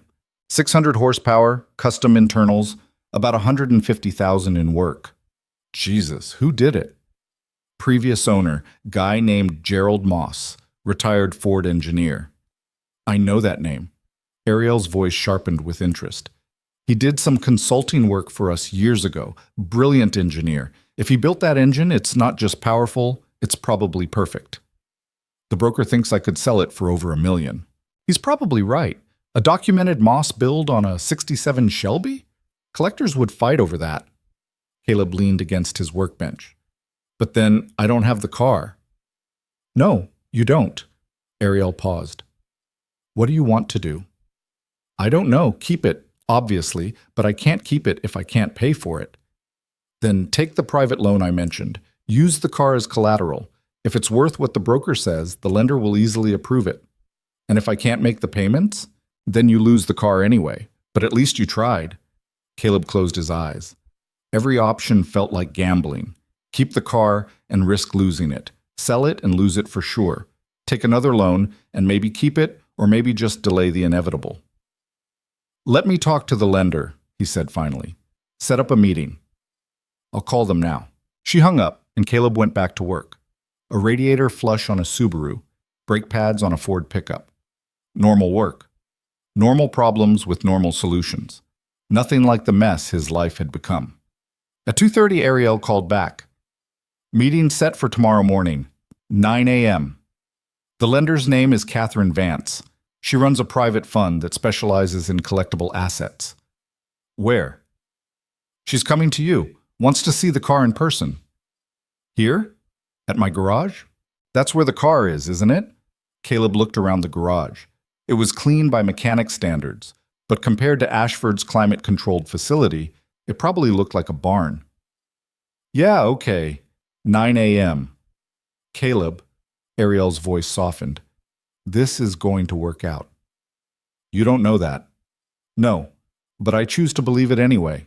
After she hung up, Caleb spent the rest of the afternoon cleaning the garage. He swept the floors, organized his tools, wiped down the workbenches, made the place look as professional as possible for someone who was about to decide whether he could keep his father's car. When it was time to pick up Mia from school, he locked up and drove to the elementary school in his truck. She came running out with her backpack bouncing, Mr. Hopscotch's ear finally hanging by a single thread. Can we work on the car today? She asked as soon as she climbed in. Maybe later. I've got some stuff to handle first. What kind of stuff?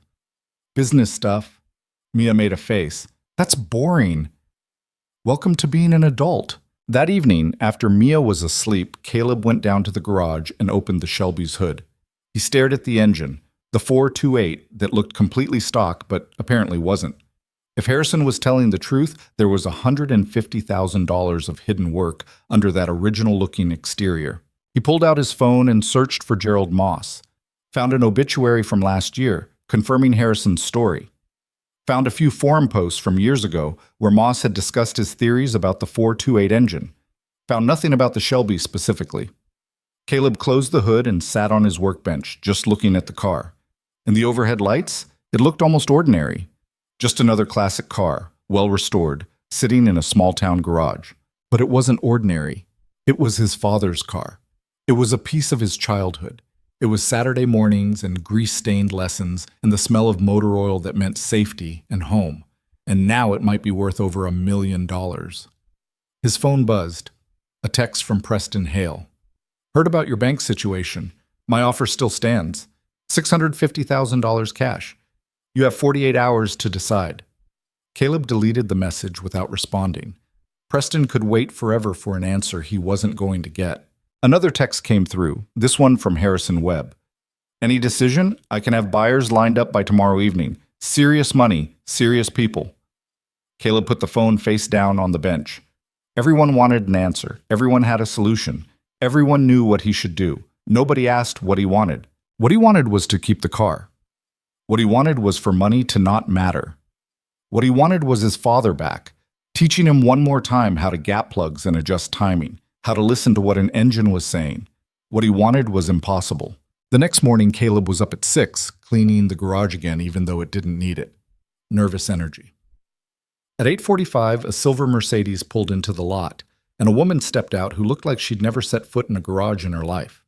Catherine Vance was maybe 45, wearing a pantsuit that probably cost more than Caleb's monthly rent, with dark hair cut in a sharp bob and heels that clicked on the concrete floor as she walked toward him. Mr. Mercer. Her handshake was firm, businesslike. Thank you for meeting me.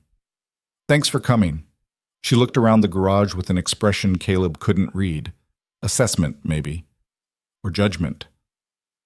Then her eyes landed on the Shelby and something changed in her face. That's the GT 500? Yeah. Catherine walked toward it slowly, circling it the same way Ariel had. But where Ariel had looked with appreciation, Catherine looked with calculation. She pulled out her phone and started taking photos from multiple angles. May I? She asked, gesturing at the hood. Go ahead. Caleb opened it for her.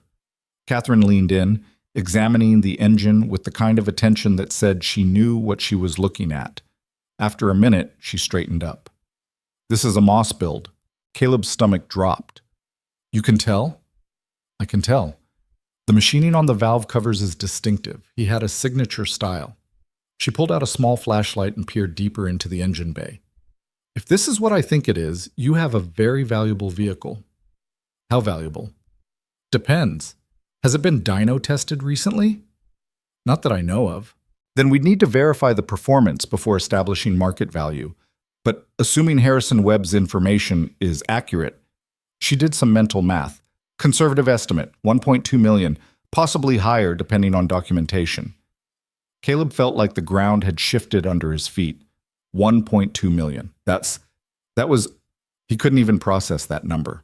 However, Catherine continued, that value is only accessible if you sell. As collateral for a loan, I can go up to 60% of appraised value, which would give you a loan of roughly $720,000. That's more than I owe. Yes, which gives you room to breathe, pay off Ashford's, clear your other debts, and still have operating capital left over. What's the catch? Catherine smiled slightly. Smart question. The catch is the interest rate, 12% annually. And if you default, I take possession of the vehicle immediately. No grace period, no negotiation. 12%. That was high. But it was also doable. Maybe. What are the payment terms? Caleb asked. We can structure it several ways. Interest only for the first year while you get stable, then principal and interest after that. Or we can amortize it over 10 years with monthly payments. Caleb's head spun with numbers. Monthly payments on $700,000 at 12% over 10 years would be around $10,000 a month. There was no way he could afford that from the garage's income, unless he expanded, hired help, took on more commercial work, actually built the business instead of just surviving month to month. I need to think about it, he said. Of course, but I need an answer by tomorrow afternoon. I have other deals in progress, and I need to know where to allocate funds. After Catherine left, Caleb sat in his office, a small room off the garage with a desk covered in paperwork and a filing cabinet that hadn't been organized in years. He pulled out his business records and tried to do the math. The garage brought in maybe $6,000 a month on average. Good months, 7. Bad months, 4. His expenses were around $4,000, rent on the building, utilities, insurance, parts, Mia's school, and activities. That left him $2,000 a month on average for everything else. $2,000 a month wouldn't cover a $10,000 loan payment. Not even close. His phone rang. Lauren, his sister. He almost didn't answer, but she'd just keep calling. Yeah? Don't yeah me. What the hell are you doing with Dad's car? How do you even know about that? Preston Hale called me. Said you bought it at some fancy auction and now you can't pay for it. Caleb's grip tightened on the phone. Preston needs to mind his own business. Caleb, you spent how much? $600,000? Are you insane? It's Dad's car. It's a car. It's metal and rubber. It's not Dad. You wouldn't understand. No, I understand perfectly. You're having some kind of midlife crisis and you're going to lose everything because of it. Your business, your home, Mia's stability. Don't bring Mia into this. She's already in this. What happens when you can't make rent because you're too busy playing with an old car? Caleb stood up, pacing the small office. I'm handling it. By taking out loans you can't afford? By risking everything? By trying to keep something that matters. Lauren was quiet for a moment. When she spoke again, her voice was softer. Caleb, I know you love Dad. I did too. But he wouldn't want you destroying your life for a car. You don't know what he'd want. Neither do you. He's dead, and keeping that car won't bring him back." The words hit harder than they should have. Caleb felt something crack in his chest. "I have to go," he said. "Caleb." He hung up. The rest of the day passed in a blur. Customers came and went. Caleb fixed their cars, took their money, went through the motions. At 3, he picked up Mia from school. At 6, he made dinner. At 8, he put her to bed. At 9, he sat in the garage with the Shelby and tried to figure out who he was doing this for. Was it for his father? For the memory of Saturday mornings and the smell of motor oil and the lessons about listening to engines? Was it for Mia? To show her where she came from, to give her a connection to the grandfather she'd never met? Or was it for himself?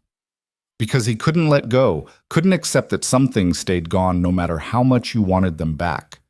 His phone buzzed, a text from Ariel. "Catherine said the meeting went well. What are you thinking?" Caleb stared at the message for a long time before responding. "I don't know what I'm thinking." Her reply came quickly. "Want to talk it through? I can come by." "It's late. I'm a night owl. And I'm only 20 minutes away." Caleb looked at the clock. 9:15. He should say no, should handle this himself, should stop accepting help from someone who probably had angles he couldn't see. But he was tired, and alone, and drowning. "Okay, come by." Ariel arrived 30 minutes later in her Tesla, wearing jeans and a sweater that made her look younger than the CEO in the pantsuit from before. She walked into the garage like she owned it, going straight to the Shelby. "Catherine called me," she said. "Told me what she found. A Moss build. That's incredible. It's also worth more than I'll make in 10 years. So sell it, take the profit, start over."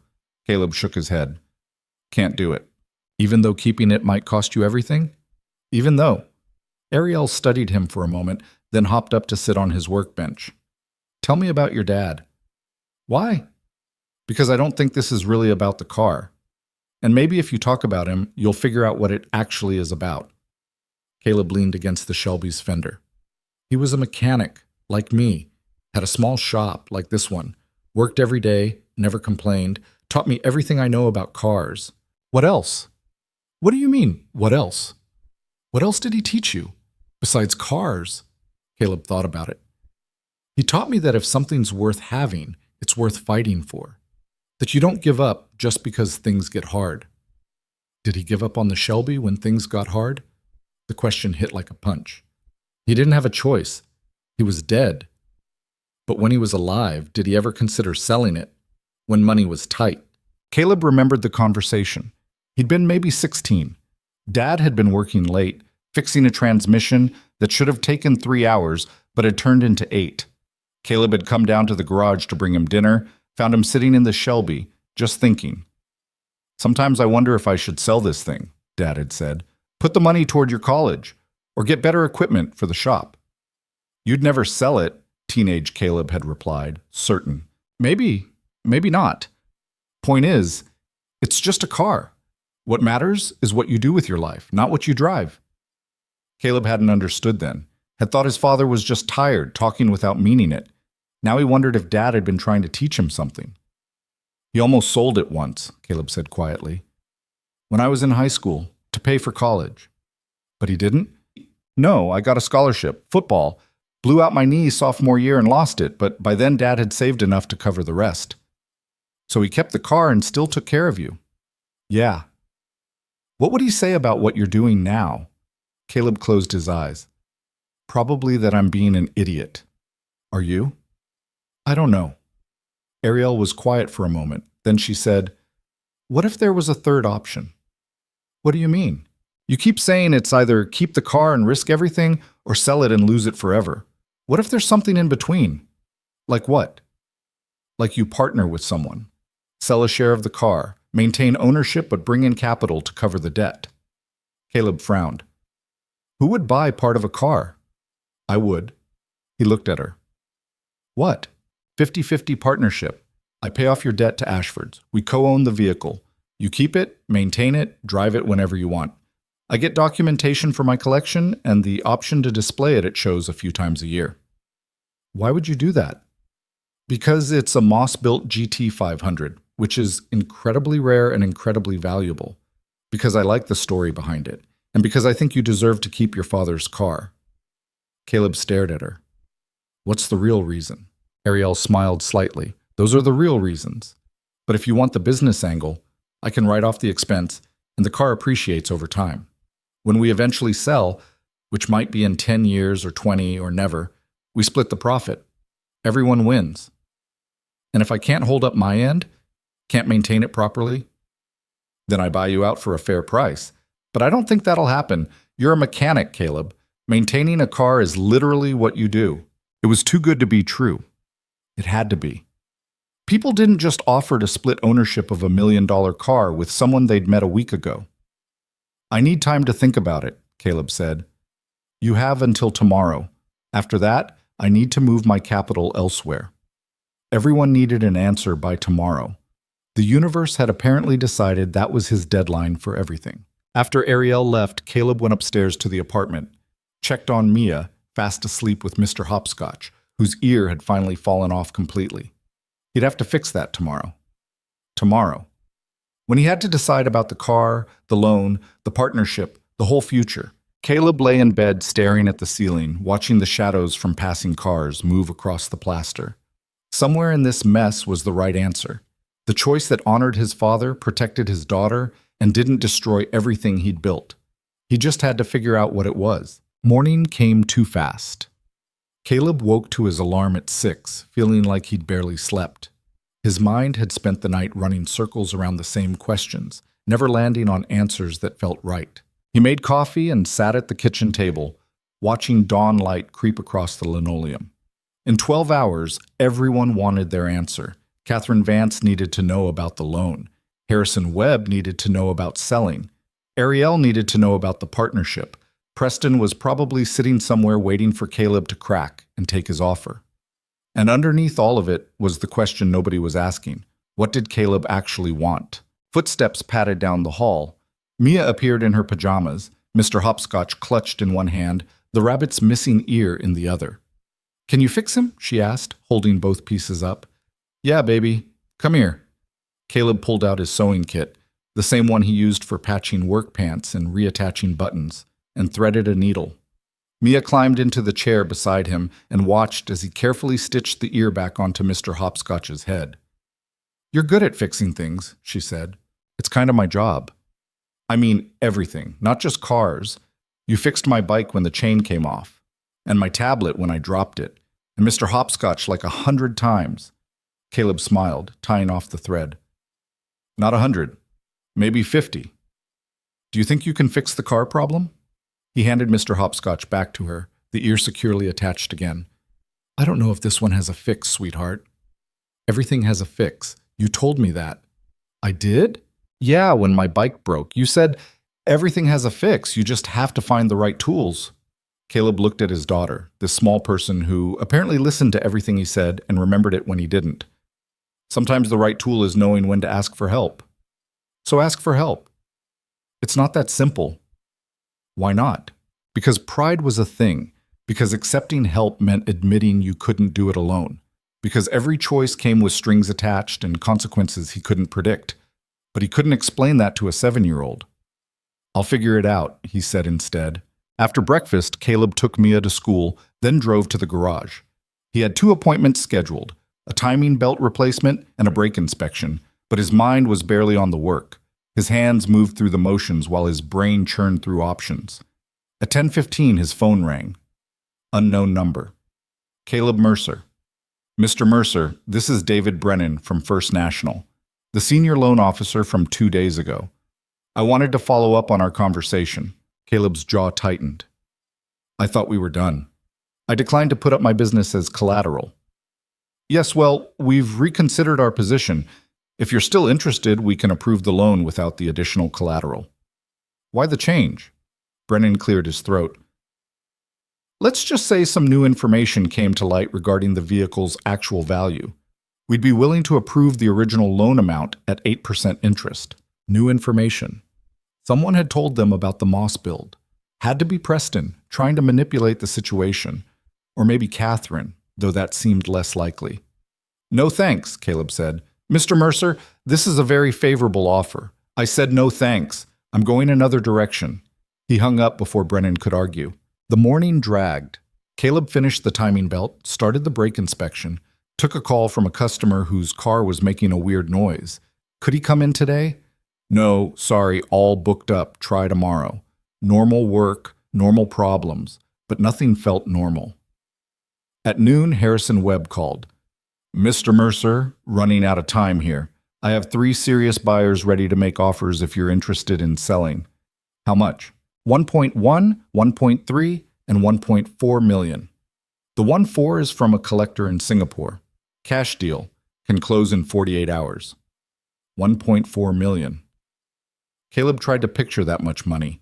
Tried to imagine what it would feel like to have that in his account. No more worrying about rent. No more choosing between fixing the shop's AC or buying Mia new shoes.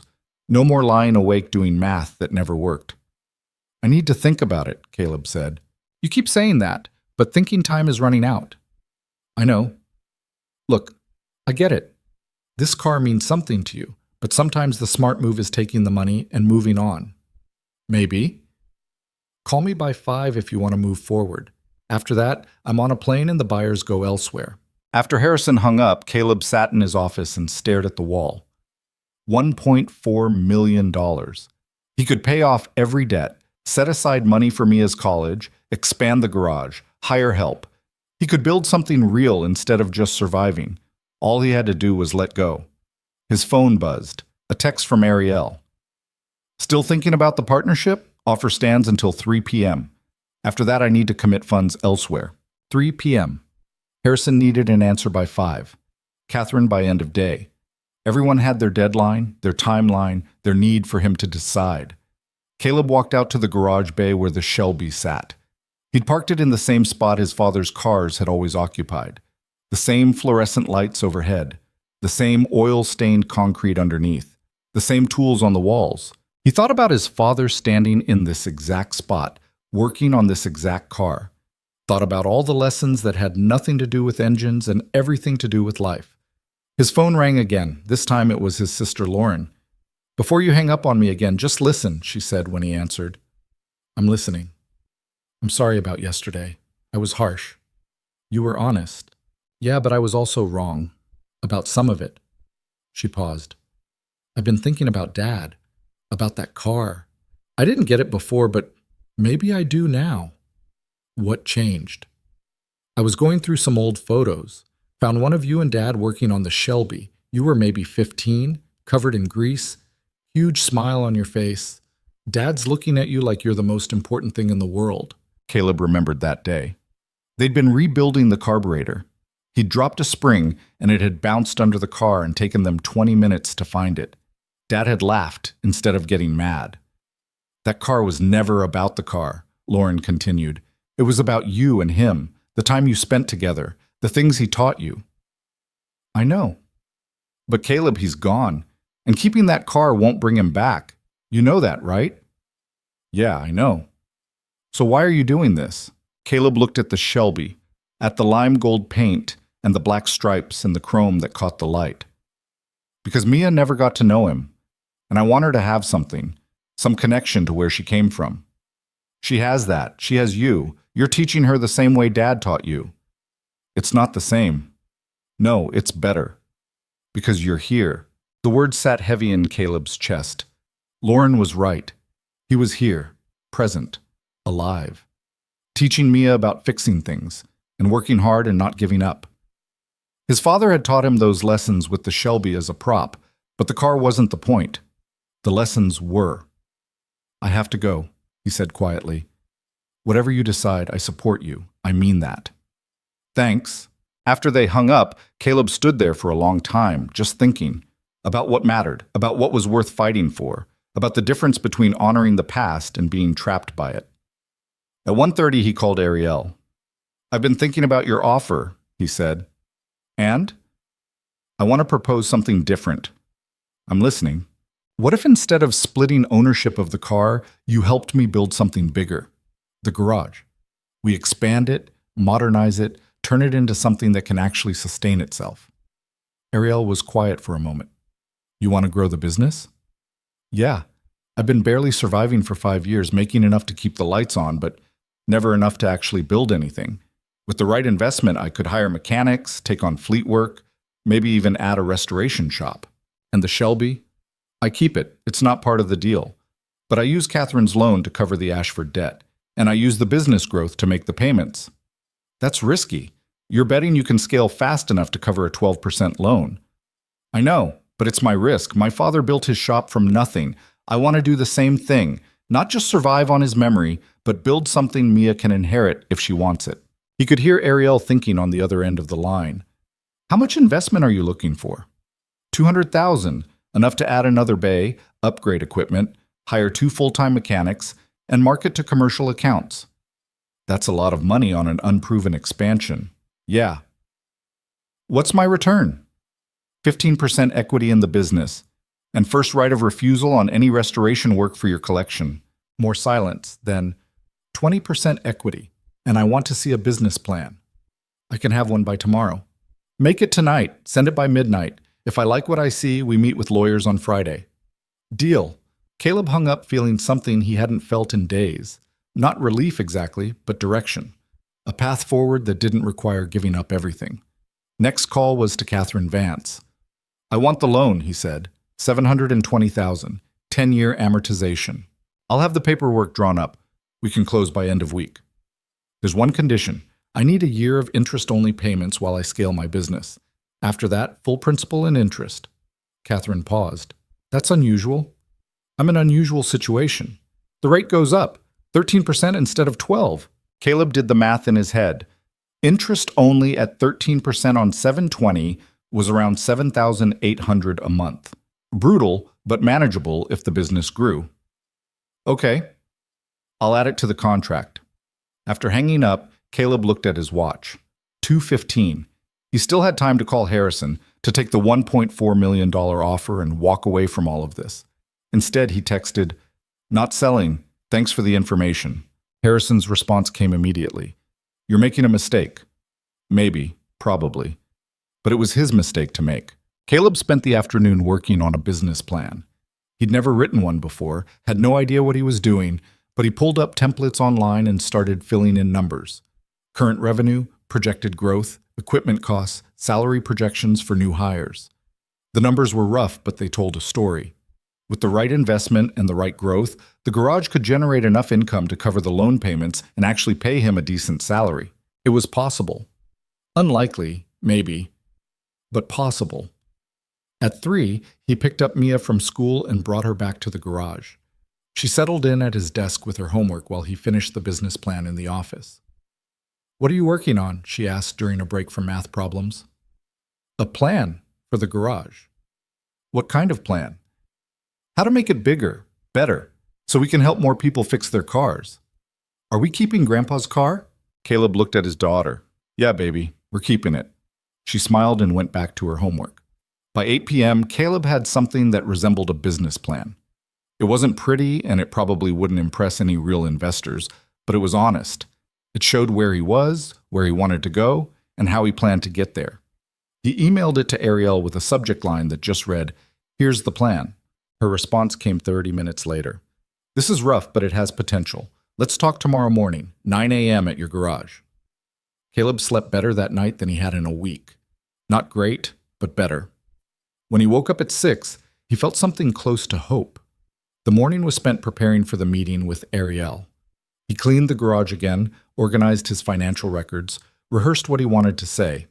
At exactly 9 a.m., her Tesla pulled into the lot. She walked in carrying a briefcase and a coffee. "Morning." "Morning." They sat in his office and Ariel pulled out a printed copy of his business plan covered in notes. Red pen marks everywhere. "This is ambitious," she said, "which I like, but it's also unrealistic in some areas." "Which areas?" "You're projecting to double your revenue in year 1. That's aggressive." "I can do it with the right marketing and the commercial accounts." "Maybe, but you're also underestimating costs. Equipment maintenance, insurance, employee benefits, these add up faster than you think." They spent 2 hours going through the plan line by line. Ariel challenged every assumption, questioned every number, pushed back on projections that were too optimistic. It was exhausting and humbling and exactly what Caleb needed. By 11 a.m., they had something better. Still ambitious, but grounded. Still risky, but calculated. Okay, Ariel said finally. I'll do it. $200,000 for 20% equity, but I want quarterly reviews. If the numbers aren't trending right, I get to weigh in on strategy. Fair. And I want you to hire a real accountant, not just do your books in a notebook. Also fair. They shook hands, and Caleb felt the weight of the last week start to lift. Not completely. He still had a massive loan to manage and a business to grow and 1,000 ways this could fail. But for the first time since the auction, he felt like he had a fighting chance. That afternoon, Preston Hale showed up at the garage unannounced. He pulled up in a black Porsche and walked in like he owned the place. Heard you turned down some significant offers, Preston said, without preamble. News travels fast. It does in our world. I wanted to make one final offer, $750,000, cash, today. Caleb wiped his hands on a rag. Not interested. That's $250,000 more than you paid. Still not interested. Preston looked at the Shelby, then back at Caleb. You're going to regret this. That car is worth more than you'll ever be able to afford to keep. Maybe, but it's mine to regret. You're a fool. Probably. Preston shook his head and walked out without another word.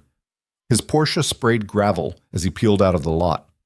Caleb went back to work. Friday came. Caleb met with Catherine Vance at her office and signed approximately 5,000 pages of loan documents. Or that's what it felt like. The actual number was closer to 40, but each one represented a commitment, a promise, a risk. When it was done, Catherine shook his hand. Don't make me regret this. I'll try not to. The first payment is due in 30 days. Interest only, $7,800. The number still made Caleb's stomach clench, but he nodded. I'll have it. That same afternoon, he met with Ariel and her lawyer to sign the partnership agreement for the garage expansion. More paperwork, more commitments. But these felt different. These felt like building something instead of just trying not to lose something. When all the signatures were done and the lawyers had left, Ariel looked at him. You know this is going to be hard, right? Growing a business while managing that loan? I know. You could still sell the car, take the profit, make everything easier. I could, but you won't. No. Ariel smiled. Good. I would have been disappointed if you did. Saturday morning, Caleb woke up early and went down to the garage. The sun was just coming up, painting everything in shades of gold that matched the Shelby's paint. He opened the driver's door and got in. The leather was cool, the interior smelling like his childhood. He put his hands on the wheel and sat there, not starting the engine, just being present. I did it, Dad, he said quietly to the empty garage. I kept your car. There was no answer, of course. No voice from beyond. No sign that his father heard or approved or cared. Just silence and sunlight and the smell of old leather. But somehow it felt like enough. Footsteps on the stairs. Mia appeared in her pajamas, Mr. Hopscotch tucked under her arm. Can we go for a drive? She asked. Caleb smiled. Yeah, baby. Let me get the keys. He fired up the Shelby, and the 428 rumbled to life. 600 horsepower of hidden modifications, countless hours of Gerald Moss's engineering genius, and underneath it all, his father's car. They drove through town slowly, Mia hanging her head out the window like a dog, laughing at the sound of the engine. People turned to look as they passed. Some waved, some just stared. Caleb didn't care. He had his daughter beside him and his father's car beneath him, and a plan that might work or might fail spectacularly, but was his to try. They drove out to the old highway where traffic was light, and Caleb let the Shelby stretch. The acceleration was ridiculous, pushing them back in their seats. Mia squealed with delight. This is so cool, she shouted over the engine noise. Yeah, it is. Can you teach me to drive it? When you're older. How much older? Like 10 years older. That's forever, Caleb laughed. It was forever in kid time. But in adult time, it was nothing. 10 years would come and go, and Mia would be 17 and learning to drive, and Caleb would be teaching her the same way his father had taught him. If he could keep the car that long, if the business grew, if the loan payments didn't crush him, if 1,000 things went right instead of wrong. But that was life. Nothing guaranteed, nothing promised. just doing your best and hoping it was enough.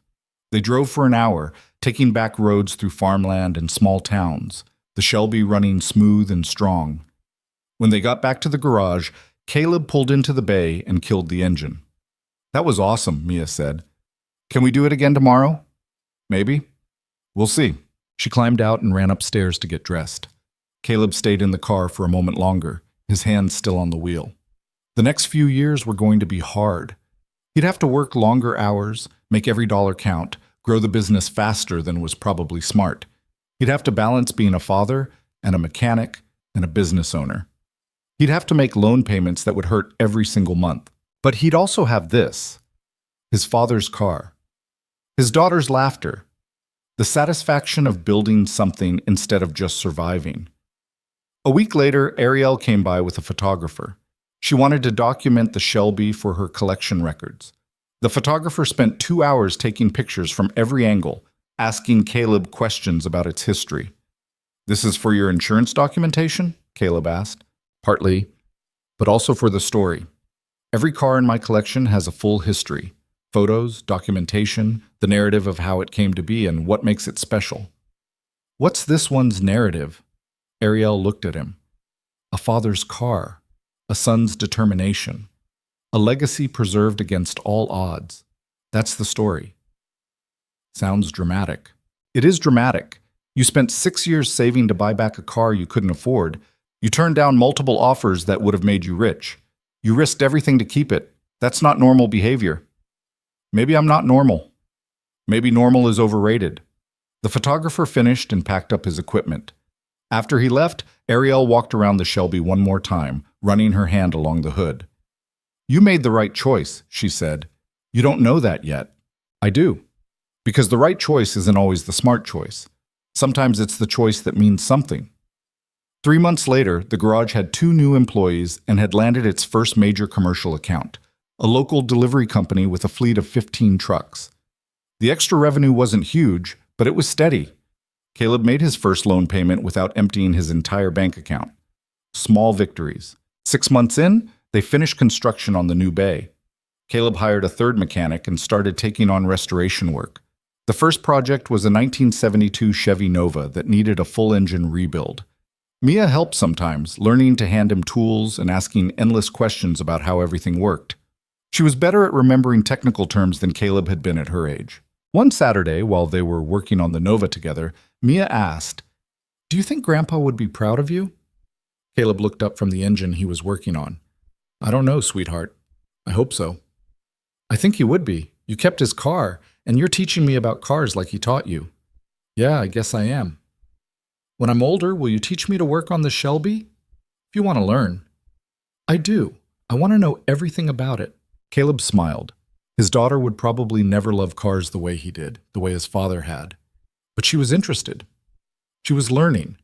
She was connecting with a grandfather she'd never met through stories and grease-stained lessons in a garage that smelled like home. That was enough. A year after the auction, Caleb took Mia for another drive in the Shelby. They drove to the cemetery where his father was buried, something Caleb hadn't done in months. They stood at the grave, just a simple headstone with his father's name and dates, and Caleb told stories. About the time Dad had accidentally dropped a transmission on his foot and hopped around the garage swearing for 5 minutes. About the Saturday morning when they'd rebuilt the carburetor and Dad had let teenage Caleb do most of the work, only stepping in when something was about to go wrong. "I miss him," Caleb said quietly. "Me too," Mia said. "Even though I never met him." "You would have liked him. He would have spoiled you rotten." "Like you do? I don't spoil you. You bought me ice cream twice this week. That's not spoiling, that's proper nutrition." Mia giggled, and the sound carried across the quiet cemetery. They drove home in comfortable silence. When they pulled into the garage, Caleb sat in the car for a moment before getting out. "You okay, Daddy?" Mia asked. "Yeah, baby, I'm good." And he was. Not perfect. Not without stress or worry or the constant pressure of loan payments and business decisions. But good. The Shelby sat in his garage. His daughter was healthy and happy. The business was growing. He had a partner who believed in what he was building. He had employees who depended on him and customers who trusted him. He had a life that wasn't perfect, but was his. 2 years after the auction, Caleb made the final interest-only payment and started paying down the principal. The monthly payment jumped to over $13,000, a number that made him physically sick every time he transferred it. But the business kept growing. They'd expanded to 4 mechanics, added a paint booth, started doing custom work for collectors. Ariel sent referrals, and those referrals sent more referrals. The commercial accounts grew. It was working. Not easily, not smoothly. There were months where Caleb wasn't sure he'd make payroll and loan payment both. There were nights where he lay awake running numbers that barely worked. There were moments where he wondered if he should have just taken Preston's offer and walked away. But then he'd go down to the garage and see the Shelby sitting there, and he'd remember why he was doing this. Not for the car. The car was just metal and rubber, like Lauren had said, for what the car represented. Legacy. Connection. The idea that some things were worth fighting for even when the fight was hard. For the lesson he wanted to teach Mia. That you don't give up on what matters. That you work for what you want. That sometimes the hard choice is the right choice, even when everyone else thinks you're crazy. 3 years after the auction, on a Saturday morning that felt exactly like the Saturday mornings of Caleb's childhood, he and Mia were in the garage working on the Shelby. Just routine maintenance, oil change, fluid check, tire pressure. The kind of work his father had taught him when he was Mia's age. Mia was 13 now, tall enough to reach under the hood without a step stool, confident enough to handle tools without supervision. She'd learned quickly, the way kids do when they're actually interested. "Hand me the 3/8", Caleb said. She passed him the socket wrench without having to ask which one it was. They worked in comfortable silence, the radio playing classic rock, sunlight streaming through the open bay door. Outside, the garage had a new sign, Mercer's Auto Repair and Restoration, and 3 bays instead of 2. 4 mechanics were working on various projects, the sound of air tools and conversations mixing with the music. "Dad?" Mia said, breaking the silence. "Yeah? Do you ever regret keeping the car?" Caleb paused in his work. It was a good question, an honest question, the kind he'd taught her to ask. "Sometimes," he admitted, "when the loan payment is due and the money's tight, when I think about how much easier everything would have been if I'd sold it. But mostly? Mostly no. Mostly I think it was worth it. Because of Grandpa? Because of you, and me, and what we've built here." He gestured at the garage, at the business they'd grown together. "None of this would have happened if I'd taken the easy money. I would have paid off some debts and still been running a one-man shop, barely getting by." "So keeping the car made you build all this?" "In a weird way, yeah. Keeping the car meant I had to figure out how to afford it, which meant growing the business, which meant taking risks and working harder and building something real." Mia thought about that, her hand still working on checking the coolant level. "That's kind of backwards." "Yeah, it is. But it worked. So far." They finished the maintenance and cleaned up. Caleb looked at his watch, almost noon. Time to close up for the day. Spend the afternoon with his daughter doing something that didn't involve cars. But first, one more thing. "Want to take a drive?" he asked Mia. "In the Shelby?" "In the Shelby." They climbed in and Caleb fired up the engine. The rumble was familiar now, comforting. 3 years of Saturday drives and the sound never got old. They drove out to the old highway, the one with long, straight stretches and almost no traffic. Caleb let the Shelby run, pushing it up past 80, feeling the power of Gerald Moss's modifications the way he had the first time. Mia laughed, her window down, her hair whipping in the wind. "Can I drive?" she asked. "You're 13. "So, we're on an empty road." Caleb thought about it. Thought about his father letting him drive at 15 in this same car on a road just like this one. Thought about rules and responsibility and the gap between what you're supposed to do and what feels right. He pulled over onto the shoulder. "You're serious?" Mia's eyes went wide. "Just for a minute. And only because there's literally nobody around." They switched seats. Mia's feet barely reached the pedals, and she had to sit forward to see over the hood properly, but she gripped the wheel with the kind of concentration that reminded Caleb of himself at that age. "Okay, foot on the brake. Now put it in first. Yeah, just like that. Ease off the brake, give it a little gas." The Shelby lurched forward and stalled. "Oops." "It's okay. Try again. Remember, the clutch is the left pedal." On the third try, Mia got it moving. Jerky and slow, but moving. She drove maybe a quarter mile at 20 miles per hour, barely breathing, before Caleb told her to pull over. When they switched back, Mia was grinning so hard her face hurt.